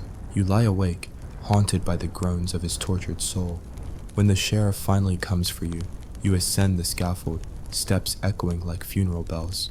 The same audiophiles who dotted the cotton fields to hear sermons now cluster around the drop. A minister reads scripture, offers you one last chance to confess. You close your eyes, steel yourself against the rope. Then the lever is pulled, and the trapdoor yawns beneath you. In the end, You learn two bitter lessons.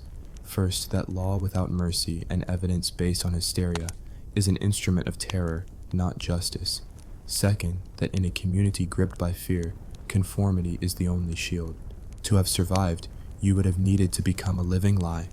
Profess blind loyalty, finger your neighbors, adopt every superstition, and crush any impulse toward compassion or truth. But even if you had, your survival comes at the cost of your soul, in the memory of those you betrayed. So ask yourself, could you survive the Salem witch trials? You might dodge the noose, but you'd live a life stained by perjury, haunted by every tremor, convinced that unseen specters stir in every shadow, and that perhaps is a fate worth worse than death. The bars of your cell have turned into the weirdest kind of cradle, rocking you gently toward oblivion. Part 3 of Could You Survive the Salem Witch Trials picks up in the dank, claustrophobic jail, where days bleed into nights. Hope squeaks through narrower cracks than the mortar in these walls, and the real horror isn't the noose, it's what happens before and after. Dawn breaks cold and gray against your barred window. You've learned to tell time by the light on the floor rather than any cheerful church bells. Those stopped chiming once they ran out of suspects to condemn. The air smells of mildew, human sweat, and old straw. You roll off your thin pallet and stand, legs stiff as unpolished pews. Your wrists chafe where the manacles bit into your skin. Even the sheriff's sympathetic nod can't erase the bruise. You spend your first waking minutes listening. Beyond your wall, you hear Sarah Good's gravelly voice praying for deliverance. On the other side, Bridget Bishop's laughter drifts through the cracks, somehow still bounding with dark joy at being the first to meet the gallows. You remind yourself that laughter here isn't healing, it's madness or resignation, and both are dangerously close. Your jailer slides a bowl of gruel under the door. It's more water than porridge, with a single flake of bread. You scoop it up, trying not to think about how you once complained that your modern breakfast burrito was too greasy. You swallow, each gulp costing more dignity than the last. This is survival now. Hunger and humiliation, served cold. Trials continue outside. You hear the magistrate summoning new names. Neighbors you once waved to, friends you once shared cider with. Their screams punctuate the church bells that still ring for Sunday worship. It's surreal. Worshippers praising God's mercy hours after calling for your head. You occupy yourself by memorizing the roll of accused, ticking off each name. Maybe if you can spot a pattern, who squealed on whom, you can predict your own fate. But it's chaos. Some confess and live, some refuse and die. Some are pressed to death for refusing to plead at all. The law has become a game of Russian roulette played with a courtroom instead of a barrel. One afternoon, a ragged stranger shuffles in, the famed Giles Corey's daughter, Martha. She's clutching a petition, signatures from Andover residents demanding a new trial. She slides it under your door. You unfurl the parchment, squinting at the shaky scrawl. We demand justice. It's for you, not for Giles, though he's already long gone under his stone pile. Tears sting your eyes, both from the cold draft and the first spark of hope you've felt in weeks. You hustle the petition to the jailer, who eyes it like it's contraband. He grunts, pockets it, and nods. Tomorrow, he mutters. We'll see what Phipps says. Phipps, the new governor who, rumor has it, is tired of hanging spectral witches and wants to restore order before the king's wrath descends. For the first time, you sense a chink in the witch hunt's armor. That night, the jailer shoves open your cell. Spectral evidence is under review, he whispers as he unlocks the door. Phipps is abolishing the special court. You might get a pardon. You swallow so hard your jaw clicks. Really? He shrugs and retreats, leaving you blinking into the corridor's dim lamplight. The next morning, a magistrate, the mild-mannered Samuel Sewell, slips you a scrap of paper. If you recant your confession wholly and publicly denounce the trials, you'll be set free. You stare at the paper. Recant what? You never confessed. Denounce what? The trials that condemned your soul without evidence? You grasp the irony. To live, you must admit guilt or lie about your innocence. But it's freedom. Finally, you decide to bargain. At the public meeting that afternoon, they wheel your coffin-like cell into the townhouse. Crowds murmur, curious whether you'll beg for mercy. Sewall stands before the bench and reads your statement. I now renounce Satan, renounce witchcraft, and profess my loyalty to king and church. You nod along, wincing as you mouth the words. Afterwards, they fling the cell door open. You step out into the courtyard, blinking at sunlight like a blind man given sight. Your wrists are freed, a kind neighbor presses a crust of bread into your hand. You taste real food again, coarse but edible, and nearly weep. You stumble home, every footstep heavy with disbelief. Abandoned children stare, goats wander curiosity. Mrs. Putnam crosses to the other side of the street. Even your own husband waits at the door, relief and shame warring on his face. You're free, but the stigma trails you in muddy footprints. Neighbors whisper behind your back. She spoke too loudly. She spent too much time with Tituba. They cross themselves when you pass. Invitations to church stop arriving. You're free of chains, but chained by suspicion. Over the next weeks, Phipps issues pardons to many who confessed and renounced. Judges retract spectral evidence. The remaining accused are released. The hysteria ebbs like a fever, too late for most.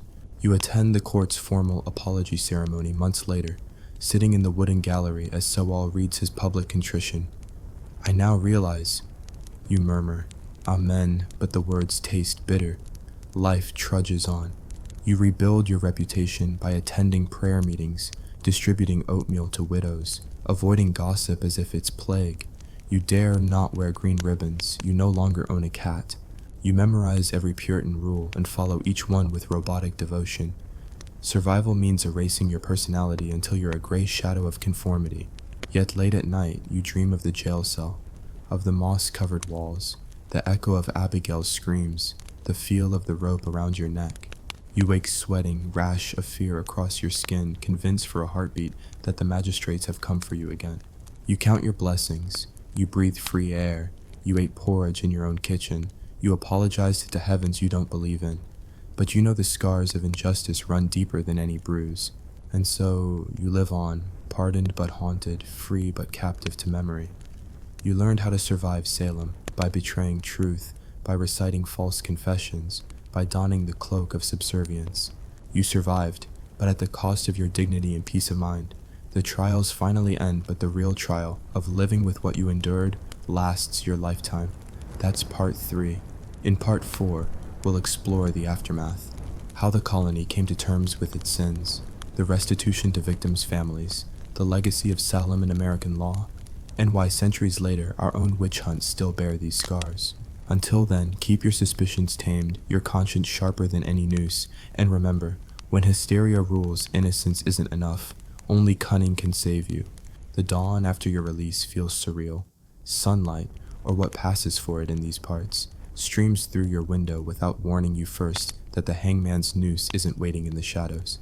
You wake to the sound of crows, not clanging jail keys. Your limbs ache not from manacles but from the simple act of stretching. And yet, as you sit up on your modest pallet, you realize the real ordeal has only just begun.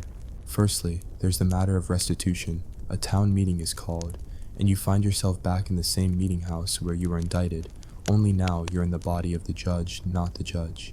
Neighbors file past the restitution desk, where a clerk tallies fines and apologies. You're presented with a paper, a bill really, itemizing the damage done. Distress caused to the afflicted girls, contempt toward the court, interruption of public worship. The total comes to 10 pounds of tobacco, half a bushel of corn, and 2 days' worth of labor repairing the meeting house pulpit.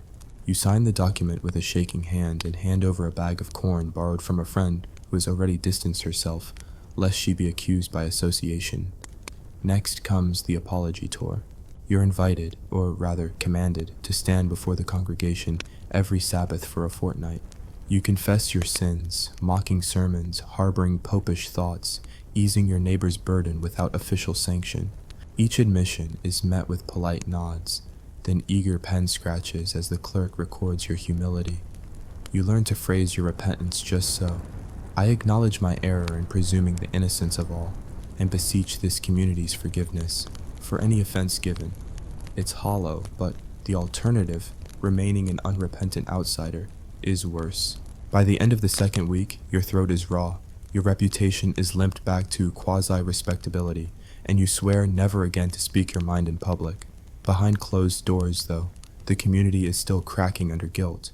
The Reverend recognizes that the hysteria was stoked by fear and poor leadership. He organizes a day of fasting and reflection, urging everyone to examine the cause of their collective madness. At first, congregants grumble. Fasting is for Lent, not for their own misconduct, but gradually they admit that they were too quick to condemn, too eager to scapegoat neighbors for neighborly disputes. The Reverend delivers one blistering sermon. Our hands are as stained as Pontius Pilate's if we cry, "Crucify her," at every trembling lip, yet expect to taste God's mercy when our own mothers plead innocence.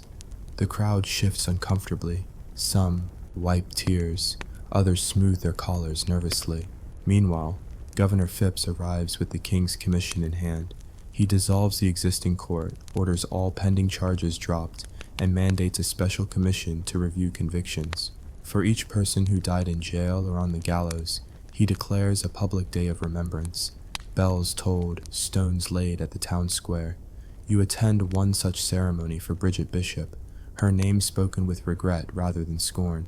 A simple wooden marker is placed where the gallows once stood, inscribed, "Justice miscarried here, 1692. You press your palm to the grainy surface and feel a pang of collective shame. Every resident shares in this sorrow. Reparations follow.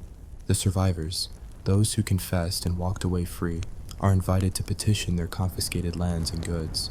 Some receive full restitution, others only partial. You're granted back your cropland, but the house you once rented to pay the legal fees has been swept out from under you. Still, the colony's coffers fund a small stipend for you and a handful of other families to compensate for lost wages during incarceration. It's not lavish, but it's acknowledgement that the state owes you for failing its duty of care. Beyond material compensation, the trials leave an indelible impact on Massachusetts law. Spectral evidence is outlawed permanently. In its place, testimony must be based on physical acts or credible eyewitness accounts. Judges now require corroboration for any accusation involving indecipherable phenomena. Additionally, the charter is amended. No court may convene without explicit approval from the governor, and any special commissions must include civilian advisors, lay people with no stake in church politics, to ensure balanced judgment. In effect, Salem becomes a laboratory for more rational jurisprudence, born from the ashes of its own irrationality. Locally, the rifts in the community heal only slowly. Families who bore grudges during the trials, like the Putnams and the Porters, find themselves at odds over restitution and territory for years afterward. Feuds flare when someone accidentally mentions witch at a social gathering. Tables silence, glances dart. You learn to steer the topic to new land grants or crop yields to avoid the past specter rising again. Even celebrations of harvest are tinged with nervous laughter. See that someone hasn't snuck in a curse for better corn? Your own life also regains a semblance of normalcy. You marry or remarry if your partner died in militia service. Plant a small garden, no more rhubarb. What if its puckering taste invites suspicion? And open a modest general store selling cloth, nails, and a curious item labeled red herring. AEE, novelty cautioning customers to mind what they accuse. Children come by, wide-eyed, asking if you really danced with the devil. You offer them apple slices instead of lectures. Here's something sweet that won't send you to Gallows Hill. On the intellectual front, a few local scribes compile firsthand accounts of the trials, interviews with accusers who confess their deception, legal briefs from judges acknowledging error, letters from afflicted girls now grown remorseful. These manuscripts circulate by hand, tucked inside sermons or bound into commonplace books. You contribute an essay anonymously on the dangers of mass hysteria, warning future New Englanders to think twice before pointing a finger at anything more intangible than a thief's footprint. Word of Salem's redemptive reform spreads throughout the colonies. Pennsylvania's Quakers adopt stricter evidence rules. Rhode Island's governor enacts early religious liberty protections, citing Salem's intertwining of church and state as cautionary example. Even in England, legal reformers cite the Massachusetts Acts when arguing for the exclusion of hearsay evidence in civil trials. Unwittingly, your ordeal helps nudge the Anglo world toward more enlightened jurisprudence, yet the psychological scars persist. Every time you hear a door creak, you flinch. You dream of cold water dunkings, of girls' laughter echoing in empty chambers. Your children learn to tiptoe by a stern admonishment. Mind your noise, specters won't be amused. You smile, but inside you're still tallying the cost. Years lost, dignity shredded, faith in your neighbors broken. In moments of quiet, late nights by lamplight, you write reflections for your own peace of mind. You crack open a journal and scrawl entries like April 3rd, 1693.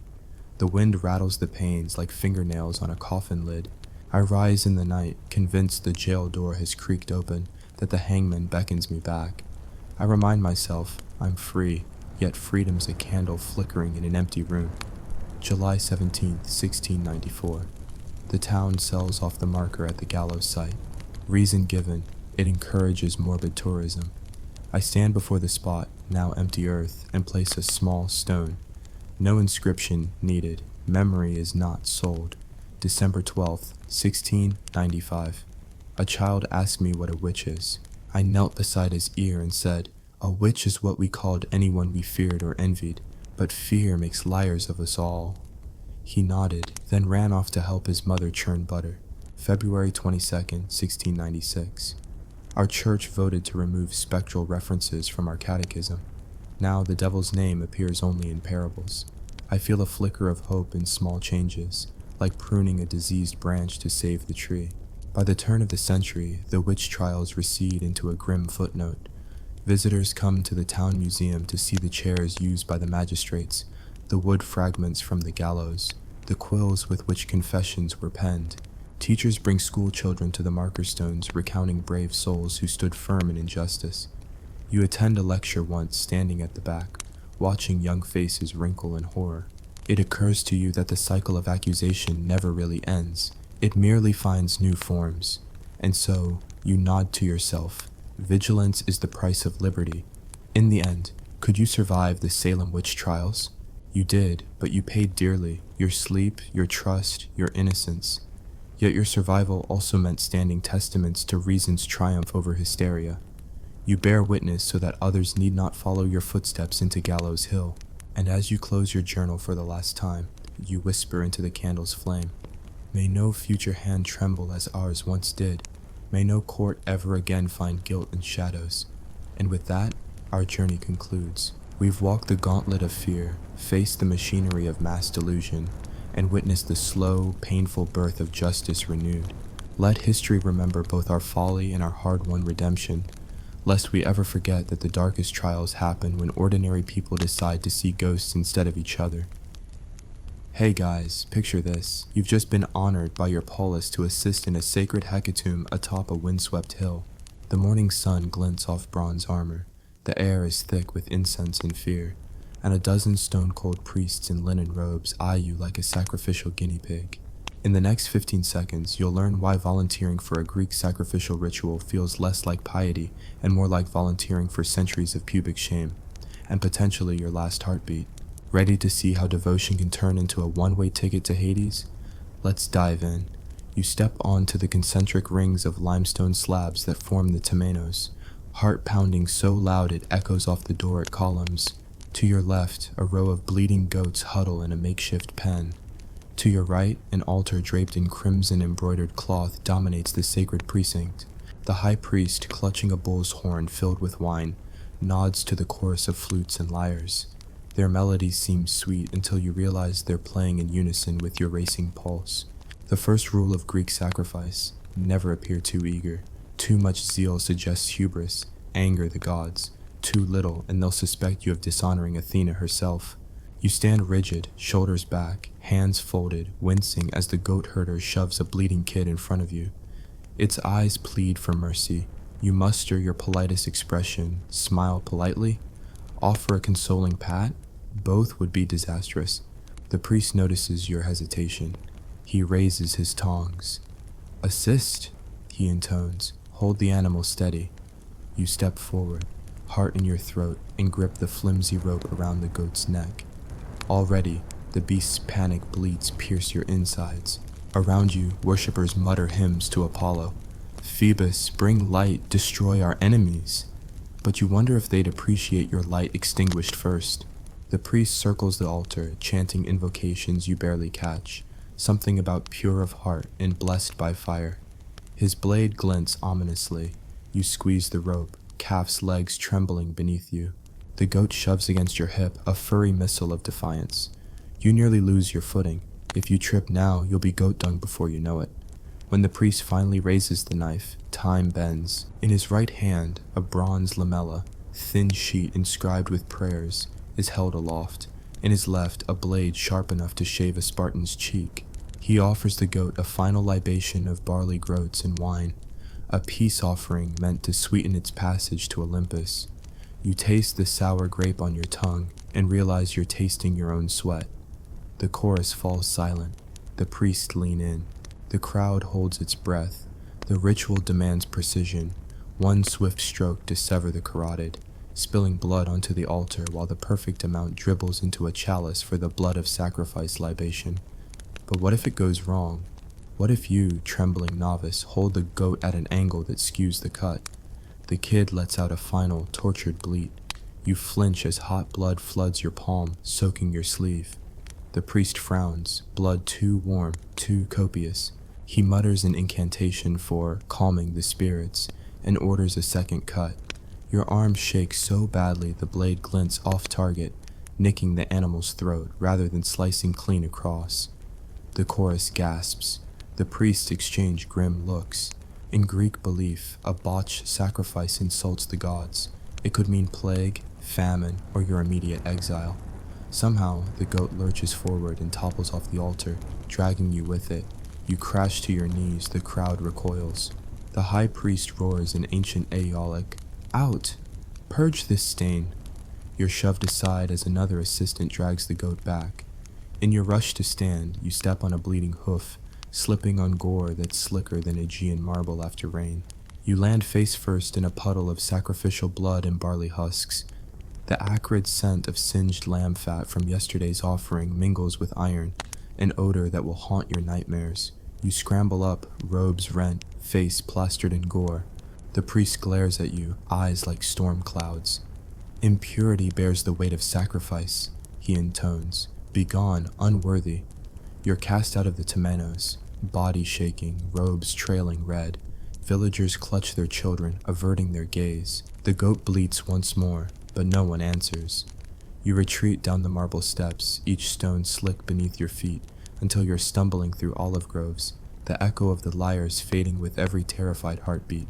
Your only thought, you survive the ritual, but barely. Because in ancient Greece, to botch a sacrifice is to invite divine wrath, and to risk being sacrificed yourself, in spirit, if not in flesh. And that, my friends, is just the opening gambit in why you wouldn't survive a Greek sacrificial ritual. Stay tuned for part 2, where we'll delve into the darker mysteries of blood-soaked altars, the entrail-reading soothsayers who predict your doom, and the final blow that breaks both body and faith. Skipping leg day has nothing on skipping your prayers, trust me. The dawn after your disgrace finds you staggering back to the edge of the temenos, nursing a wound in your pride larger than the gash in your sleeve. But the gods aren't satisfied with a single insult. Part 2 begins at the moment the priests decide your botched hecatomb demands a deeper purification, one that plunges you headlong into blood-soaked folly and stomach-churning portents. By mid-morning, the high priest dispatches a messenger for you, a bronze token shaped like a crescent moon, stamped with the face of Artemis. You clutch it, breath coming in ragged gasps, and make your way to the lesser sanctuary down the hill. A claustrophobic grotto hollowed from limestone, its walls damp with moss and human dread. Inside, flickering oil lamps cast dancing shadows on the walls where garlands of dried herbs hang like gallows. The smell of rue and juniper makes your head swim. A new cadre of priests awaits you here, faces hidden behind wax masks inscribed with cryptic runes. They lead you to a low stone bench, bound at the wrists with braided goat hair cords. You try to struggle, but your bonds have the tensile strength of a newly forged shield rim. They hold you immobile. One priest steps forward, his voice muffled through the mask. To cleanse the mortal stain, we must read the omens in the entrails. Only then may the blood god accept atonement. At his signal, a hooded attendant drags in another goat. This one larger, eyes wild with terror. You watch as they sacrifice it above a shallow pit. The blade descends, and you cannot help but flinch at the arc of crimson that sprays the grotto floor. The beast's final bleat echoes like a trumpet of damnation. The priests gather around the carcass, plucking entrails with ritual precision, laying them out on a polished slab. The smell is acrid, coppery. Your stomach clenches in protest. One priest touches a gut and intones an Etruscan incantation. Here, the liver bears the mark of Lady Justice. There, the gallbladder warns of poisoned alliances. They trace patterns across the slick organs, murmuring prophecies of war, plague, and worst of all, your personal doom. They pronounce your soul tainted beyond mere exile. You must undergo the thrice purification or face eternal curse. The first purgation occurs immediately. A tonic of consecrated oil swirled with pulverized bone ash poured down your throat. It tastes of rust and ruin. You gag, clench your jaw, and swallow the foul draft as the priests chant, "Cleanse, cleanse, renew." But the oil boils in your gut like molten metal. Your mouth foams, you swallow again. The cave's air grows stifling, heavy with litany and mortuary incense. You realize too late that the tonic is a dangerous emetic. Your body rebels, and you vomit into a copper basin. The wretch is so violent it rattles the stone walls. The priests nod as though they expected this. Purging the mortal coil, they whisper, jotting notes on parchment. When you recover, they lead you to the second rite, the trial of waters. You are stripped to your loincloth and chained by the ankles to an iron ring set in a basin filled with freezing spring water drawn from the sacred fissure. The basin's rim is slick with algae, and your feet slip on the moss as they force you down. The water laps at your waist. One priest shoves you under for a count of 3. Your lungs burn for air as frigid currents cradle your chest. When they haul you up, you gasp, spray drips across the priest's robes, and they hiss with approval. The cold reveals the soul's fire. The masked priest declares, as though dehydration and hypothermia are virtues. Shivering, you're half drowned, half vomited upon, and still alive. You think an ancient Spartan would have laughed at this. But the third purification is the cruelest, the ride of ashes. The priests lead you outside to a low mound where they burn goat bones in a pit until only ember and bone-white calcium remain. They stir the ashes into a paste with holy oil and paint your cheeks, forehead, and chest in ash runes, the symbols of penance and damnation. The paste stings against your skin and the wind dries it into a leathery mask. You're made to parade back up the hill, ash-marked and bound, before the entire polis as a living misery idol. Villagers gather along the path, an astonished throng in tunics and chitons, shading their eyes and whispering. They point at your ashen face and tattered loincloth. Children clutch their parents' hands, and some throw handfuls of barley husks at your ankles, a final jettison of contempt. Each husk that brushes your leg feels like an accusation. You are unclean, unworthy, unutterably absurd. At the sacred precinct, they force you to kneel before the altar once more. The high priest approaches with a bronze chalice, now brimmed with the scorching fat of last night's victim mixed with honey. "Drink and seal your atonement," he commands. You lift the chalice to your lips and peer into the bubbling mixture. Honey thick, grease slick, flecked with congealed fat. Worshippers murmur prayers to Demeter and Dionysus, and you realize this is not a blessing. It's punishment. Your throat clenches, but you cannot refuse. You tilt your head back, let the rancid oil course down your gullet, slip and choke as the cider-sweet honey coats your windpipe. You hack wildly, bile and honey spraying across the altar stone. The priest snatches the chalice, sweeps it from your grasp, and declares, "The ritual is complete. The gods are appeased. You are free." Or so you think. They untie your wrists and ankles, gesture you away, and you stumble down the marble steps, blind with shame, breath rasping like a dying goat. But freedom proves fleeting. A final proclamation echoes behind you. "Beware the curse of the uncleaned ashes. The gods take note of every insult." You see the assembled crowd part as the wind snatches ash from your skin, trailing behind you like phantom dread. By nightfall, every tavern whispers of your sacrilege. The wine sellers cross themselves when you enter. The fishmonger refuses your coin, pressing it away as though it's tainted. You return to your small dwelling in the olive groves, but even the wind seems to hiss, "Unclean." Sleep haunts you. You dream of goat eyes rolling in prayer, of priests' masks shifting into snarling demons, of your throat closing on honey and blood. You scrape the ash runes from your skin under a cold spring, every stroke sending pain into pink flesh. You scrub until your fingertips bleed, but the stench of sulfur and sanctity remains clinging to you like an unwanted spirit. You try to wash your robes in scented oils, but the stains resist, like curses that refuse to die. In the days that follow, you wander the agora, attempting to resume life, haggling over oil jars, trading goats for figs, offering respectful bows to temple servants, but the polis regards you as an outcast. Market women lower their baskets as you pass. Ritual dancers soften their chants. The city's poets scribble sonnets mocking your ashes and vomit. You realize you have become a cautionary tale. The fool who thought devotion would grant honor but instead delivered ignominy. Finally, you depart at dawn on a coastal boat, leaving behind the hill of terror, the goat's head shards, the entrail readers, and the ash-painted parade. You sail toward distant islands where tongues won't utter your disgrace, where the sun's light is purer and the sea's breeze washes away damned chants. But the memory of that second part, of entrail reading, water trials, and ash rides, stains you forever. You survived, yes, but at the cost of every ounce of dignity. And somewhere, on that distant shore, you vow never to speak of Greek sacrifice again, until you need an excellent cautionary tale of historical horror. You wake before dawn, every muscle still humming with pain from the ash ride and the emetic oil. Your throat is raw, your skin tingles from where the bone ash paste dug in, and the memory of that chalice of rancid fat curdles your stomach anew. But the priests have decreed you must continue. The final stage of the ritual, what they call the trial of flames, begins today, and refusing means more than exile. It means betrayal of the polis itself. You stumble from your straw pallet, legs unsteady, and dress in the simple peplos they've provided. Its white linen is already smeared with ash residue and your own dried vomit, but you dare not ask for fresh robes. Gratitude and terror keep you silent. You make your way to the Temenos once more, where the sun is already bleaching the marble columns. The crowd is smaller this time. They've seen too many botched hecatombs and impure initiates. Many stay behind their doors, peering through slats. At the center of the courtyard stands a massive hearth, built of blackened stone and fed with centuries' worth of pine resin.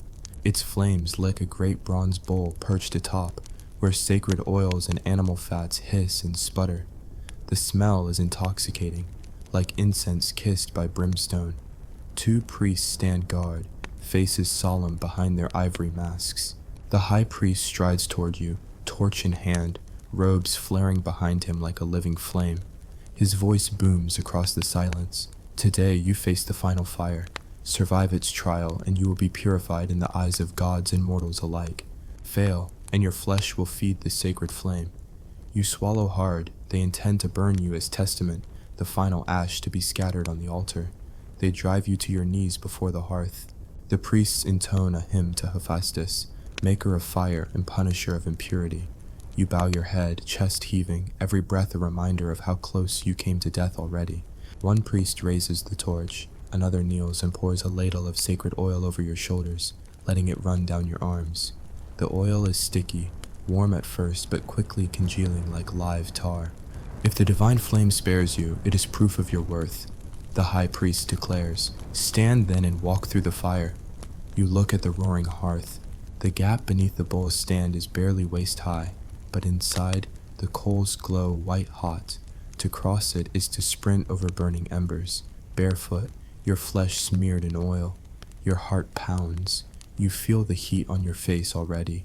They seize your hands and lift you. You stumble, catching on the priest's gilded staff. The crowd gasps. You take your first step onto the embers, a spongy crunch beneath your soles. Pain flares instantly, a spike of agony that blossoms up your calves. You bite back a scream and force your other foot forward. The second step is worse. Your skin sizzles, searing through the oily paste. You taste iron in your mouth. You race forward, 3 steps, and the priests haul you off the embers before you collapse. Your feet drip blood onto the white marble, creating a spiderweb of red. The high priest nods, satisfied. By fire you are reborn. He intones, "Rise, cleansed of mortal stain." You are lifted fully upright, trembling. Your legs are agony, but you stand. The crowd, some horrified, most awed, breaks into a smattering of applause and silent reverence. You are, in the ritual sense, accepted. But your body is a ruin, skin peeled from soles, oil and ash caked into wounds, muscles quivering. They lead you to the altar, where a scarlet cloth awaits. The priests wrap you in it, binding your arms and torso in layers like a mummy. Then they bring forth a bronze mirror, polished so you can see every line of pain etched into your face. You lock eyes with your own reflection and shudder at the ashen mask, the haunted eyes, the cracked lips. Behold, the priest announces, the living seal of our devotion. The crowd murmurs approval. Children stare, mouths open. The temple musicians strike up a dirge on flutes and lyres, the notes mournful yet strangely triumphant. You feel dizzy. You try to focus on the sound, on anything but the ache in your feet and the oily weight on your skin. When the dirge ends, the high priest steps forward with a final proclamation. Henceforth, you shall bear the title of Purified One. You will serve as reminder that the gods demand perfection. Go now, carry this lesson to the ends of Hellas. A herald unfurls a scroll and reads the decree to the polis. You hear your name echo in the amphitheater of your shame. Freed, you are escorted from the temenos under guard. You can barely walk. The people's eyes follow you like the opening of an amphitheater. Some avoid your gaze. Others stare as though you're a martyr or a monster. The oak-tiled pavement has grooves where cartwheels once passed. Now they glisten with the blood from your feet. At the edge of the precinct, they untie your arms and remove the scarlet shroud. You collapse, huddling against the wall of the sacred enclosure. The sun feels too bright on your open skin. A priest offers you a goblet of wine mixed with cooling barley water. You lift it with shaking hands and sip. The sweetness is a balm, though your throat flares with even the mildest liquid. They nod approval. Again, you've performed. Return to your home, the herald says. Speak of this ritual only with reverence. You nod once, hoarsely, and crawl away, every movement sending jolts of fire through your body. You don't look back, though the temple's columns loom behind you like silent judges. The journey home is a blur of wincing steps and phantom pains. Your neighbors greet you with awkward bows. Children point and whisper. A passerby averts his face, crossing himself. Even the local baker, who once offered you fresh bread each morning, retreats, worried the scourge of unclean ritual might cling to his ovens. You make it back to your cottage just as dusk settles. Inside, you collapse on your clay-tiled floor, pressing a cloth to your soles. You strip the peplos, examining the blisters that now dot your feet like clusters of murderous jewels. Your legs shake. You slump against the wall, eyes closing. Sleep beckons. You welcome it as the sweet release of oblivion. In your dreams, you're back at the temenos. The goat's terrified bleat, the hiss of emetic oil, the plunge into freezing water, the parade of ash-painted shame, and now the crackling embers eager to consume you. You try to run. Your shaved head glitters, your feet bare and bloodied, but the bronze altar rises before you like an insurmountable cliff. You wake in a cold sweat, heart pounding. Dawn breaks, and with it, the full weight of reality. Your body is a roadmap of suffering, cracked heels, scorched calves, scorched arms where the oil pooled. The ash runes have left permanent scars across your chest, like ritual tattoos that no surgeon can erase. You test your feet. The pain is a constant drumbeat. You need time to heal, but the polis expects you at the next festival. By midday, a delegation of civic leaders arrives. They bow before you. Purified One, says the mayor, we require your presence at the Panathenaic procession on the morrow. Your suffering must mark the path of the torchbearers. You gape. You can't walk a full kilometer unassisted, yet they plan to parade you through the streets in the halftime of their festival, so the gods and mortals alike will witness your sanctity. You try to decline. Your voice rasps, your legs tremble, but they insist. It's an honor, they say, for the polis. Your refusal would be an insult. You realize there is no choice. You have become property of this ritual, bound to its demands forever. The evening is spent in a haze of ointments and whispered consolations from the town physician, who admires your courage even as he shakes his head. He wraps your wounds in salves of olive oil and honey, but cautions that many will scar and one or two may fester. He gives you amulets to ward off infection, tiny bone-carved figures of Asclepius. You nod, clutching them like talismans against both disease and despair. Night falls. Your cottage is silent except for the slow drip of oil on your floor. You lie on your pallet, eyes tracing the tapestry of your agony. You curse the day you ever thought religious fervor would bring honor. You curse the priest who turned you into spectacle, the polis that cheered your torment, and the gods who demanded so much. Sleep eventually claims you again, though the nightmares persist. You dream of goats trampling you, priests feeding you ash, and flames that never die. You wake at the smallest sound, a flute's trill from a distant temple, and your body convulses. By sunrise, you steel yourself for the Panathenaic march. You dress in fresh linen, though white is a cruel choice, and you feel the scars beneath cling to the fabric like treachery. You stand at your door, cane in hand, your once spry limbs now bowed by ritual. The procession begins, chariots of gilded horses, maidens in honey-colored robes dancing, torch-bearers leading the way, and you, the purified one, hobbling behind, wounds freshly bandaged, bearing the weight of your own pyre. The crowd lines the steps of the Acropolis, cheering as you pass. They fall silent when you limp into the plaza, then burst into applause that rattles your bones. You force a stiff nod, a tight smile, and press on. The torchbearers look back, faces alight with flame and admiration. You wonder if they know the price you paid. When the procession ends at the sacred temple, you kneel before the statue of Athena, torch lowered. A priest anoints you once more, this time with fragrant oil, declaring you emblem of purity and devotion. A hymn swells. You rise mechanically, bow, and retreat behind the columns, grateful for any shade. You return home, once again the spectacle of private pity. Your neighbors bring food, a sweet barley pudding, but you can barely taste it. You swallow it out of obligation, feeling the pudding slide over your blisters. In the days that follow, you recover slowly. Your wounds close, scars form patterns on your flesh. The ash runes fade, though their grooves remain. You regain some strength, enough to walk unassisted, but never with your old grace. The ritual has marked you forever, body, mind, and soul. You resume daily life, tending your olive groves, trading in the agora, saying prayers in the local shrine. But you are no longer just a citizen. You are living testament to the terrifying power of ritual. Visitors ask for your story, fellow novices eager for glory. You warn them. The gods demand more than devotion. They demand your very flesh, your very identity. And once they take it, they never truly give it back.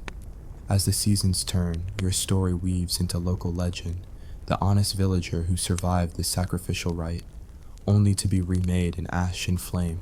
Minstrels sing of your trials, scribes copy your wounds in miniature. You become a cautionary emblem. Zeal without caution is a flame that burns everything, including those who worship it.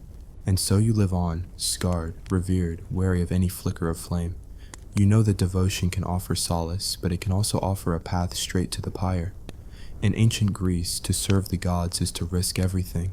You survived, but the ritual's embers still glow within you, a constant reminder that some fires never extinguish. The dawn after your trial of flames arrives with a heavy sky, as though the heavens themselves fear another spectacle. You rouse yourself on the edge of your pallet, legs still quivering from the ember crossing, arms stiff from the ash binding. The sunrise peeks through your shuttered window, illuminating the dried blood crust on your soles. You force yourself upright, testing each foot. Pain flares instantly, but you survive. Today's the day you must reclaim your life, or at least pretend to. Breakfast is a meager affair. Stale barley bread softened in cool water, a cup of weak herbal tea meant to soothe your singed nerves. You bring it to your lips with trembling fingers, swallow carefully, and grit your teeth against the pain. The local healer has applied honeyed salve to your burns, but every step sends shooting aches through your calves. Yet the sun is climbing, and the polis expects you at the final rite, the feast of remembrance, where you must dine, properly clothed, in honor of the gods, proving that your flesh is not your master. You dress in borrowed robes of deep blue wool, draped to conceal your leg wounds. The color is fitting, the hue of twilight, the threshold between torment and relief. You fasten your cloak with a bronze fibula shaped like a laurel leaf, an ironic emblem of victory. Victory over what, exactly, you're not sure. Triumph over exile? Over shame? You swallow a prayer to Hermes for safe passage. Outside, the temple precinct is already humming with activity. Festival stalls line the avenue, honey cakes stacked like miniature ziggurats, skewers of lamb sizzling on braziers, goblets of spiced wine foaming at the brim. Priests oversee the preparation, sampling dishes with solemn nods, taste testing as a final affirmation that the gods will favor this meal. They glance your way with polite smiles. You're the honored guest, the purified one who braved fire. Today you feast, tomorrow the memory fades. As you approach the inner courtyard, a choir of young acolytes sings hymns to Demeter and Dionysus, goddesses of harvest and celebration. Their voices lift your spirits, even as your heart pounds with dread. Can you truly eat? After all you've endured, blood-soaked altars, bitter tonics, freezing water trials, can your stomach handle a rose-hip sweet cake, let alone spiced wine? A priestess in white steps forward, holding a golden tray of small cakes drizzled with thyme-infused honey. To break your fast, she intones softly, savor these humble cakes, symbols of life restored.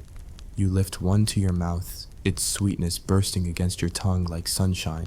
You close your eyes, revel for a moment, and remember the ash ride, the bloodbath, the emetic draft. You bite through the sweetness, but every chew reminds you of the goat's warm blood you once poured into chalices. You swallow, forcing a smile. Next comes a platter of grilled fish, fresh catch from the nearby bay, rubbed with garlic and olive oil. You pick up a fish bone, slide it free, and taste the tender flesh. It's delicious, as if the sea itself had conspired to heal you.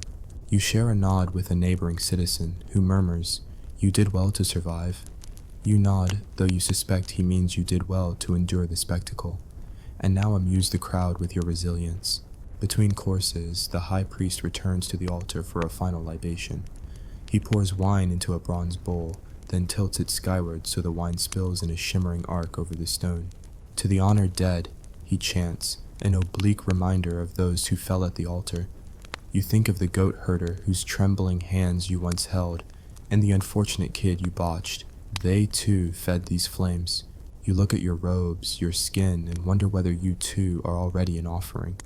The main course arrives, a whole suckling pig roasted crispy, its skin lacquered with honey and herbs. The aroma makes your mouth water in spite of yourself. You reach for a carved piece of tender meat and taste it. It's the flavor of celebration, of abundance. And yet, you can't escape the dichotomy. The same hands that carved this feast once clutched a sacrificial blade. You chew thoughtfully, the sweetness of the apple stuffing mingling with smoky cracklings. Now the priests call for stories of valor and purification. A herald raises his voice, "Let our purified one speak." You stand unsteadily, cloak billowing behind you like a wisp of smoke. The courtyard falls silent. Torches flicker in the midday sun. You clear your throat, taste the dryness of wine still coating your lips, and begin.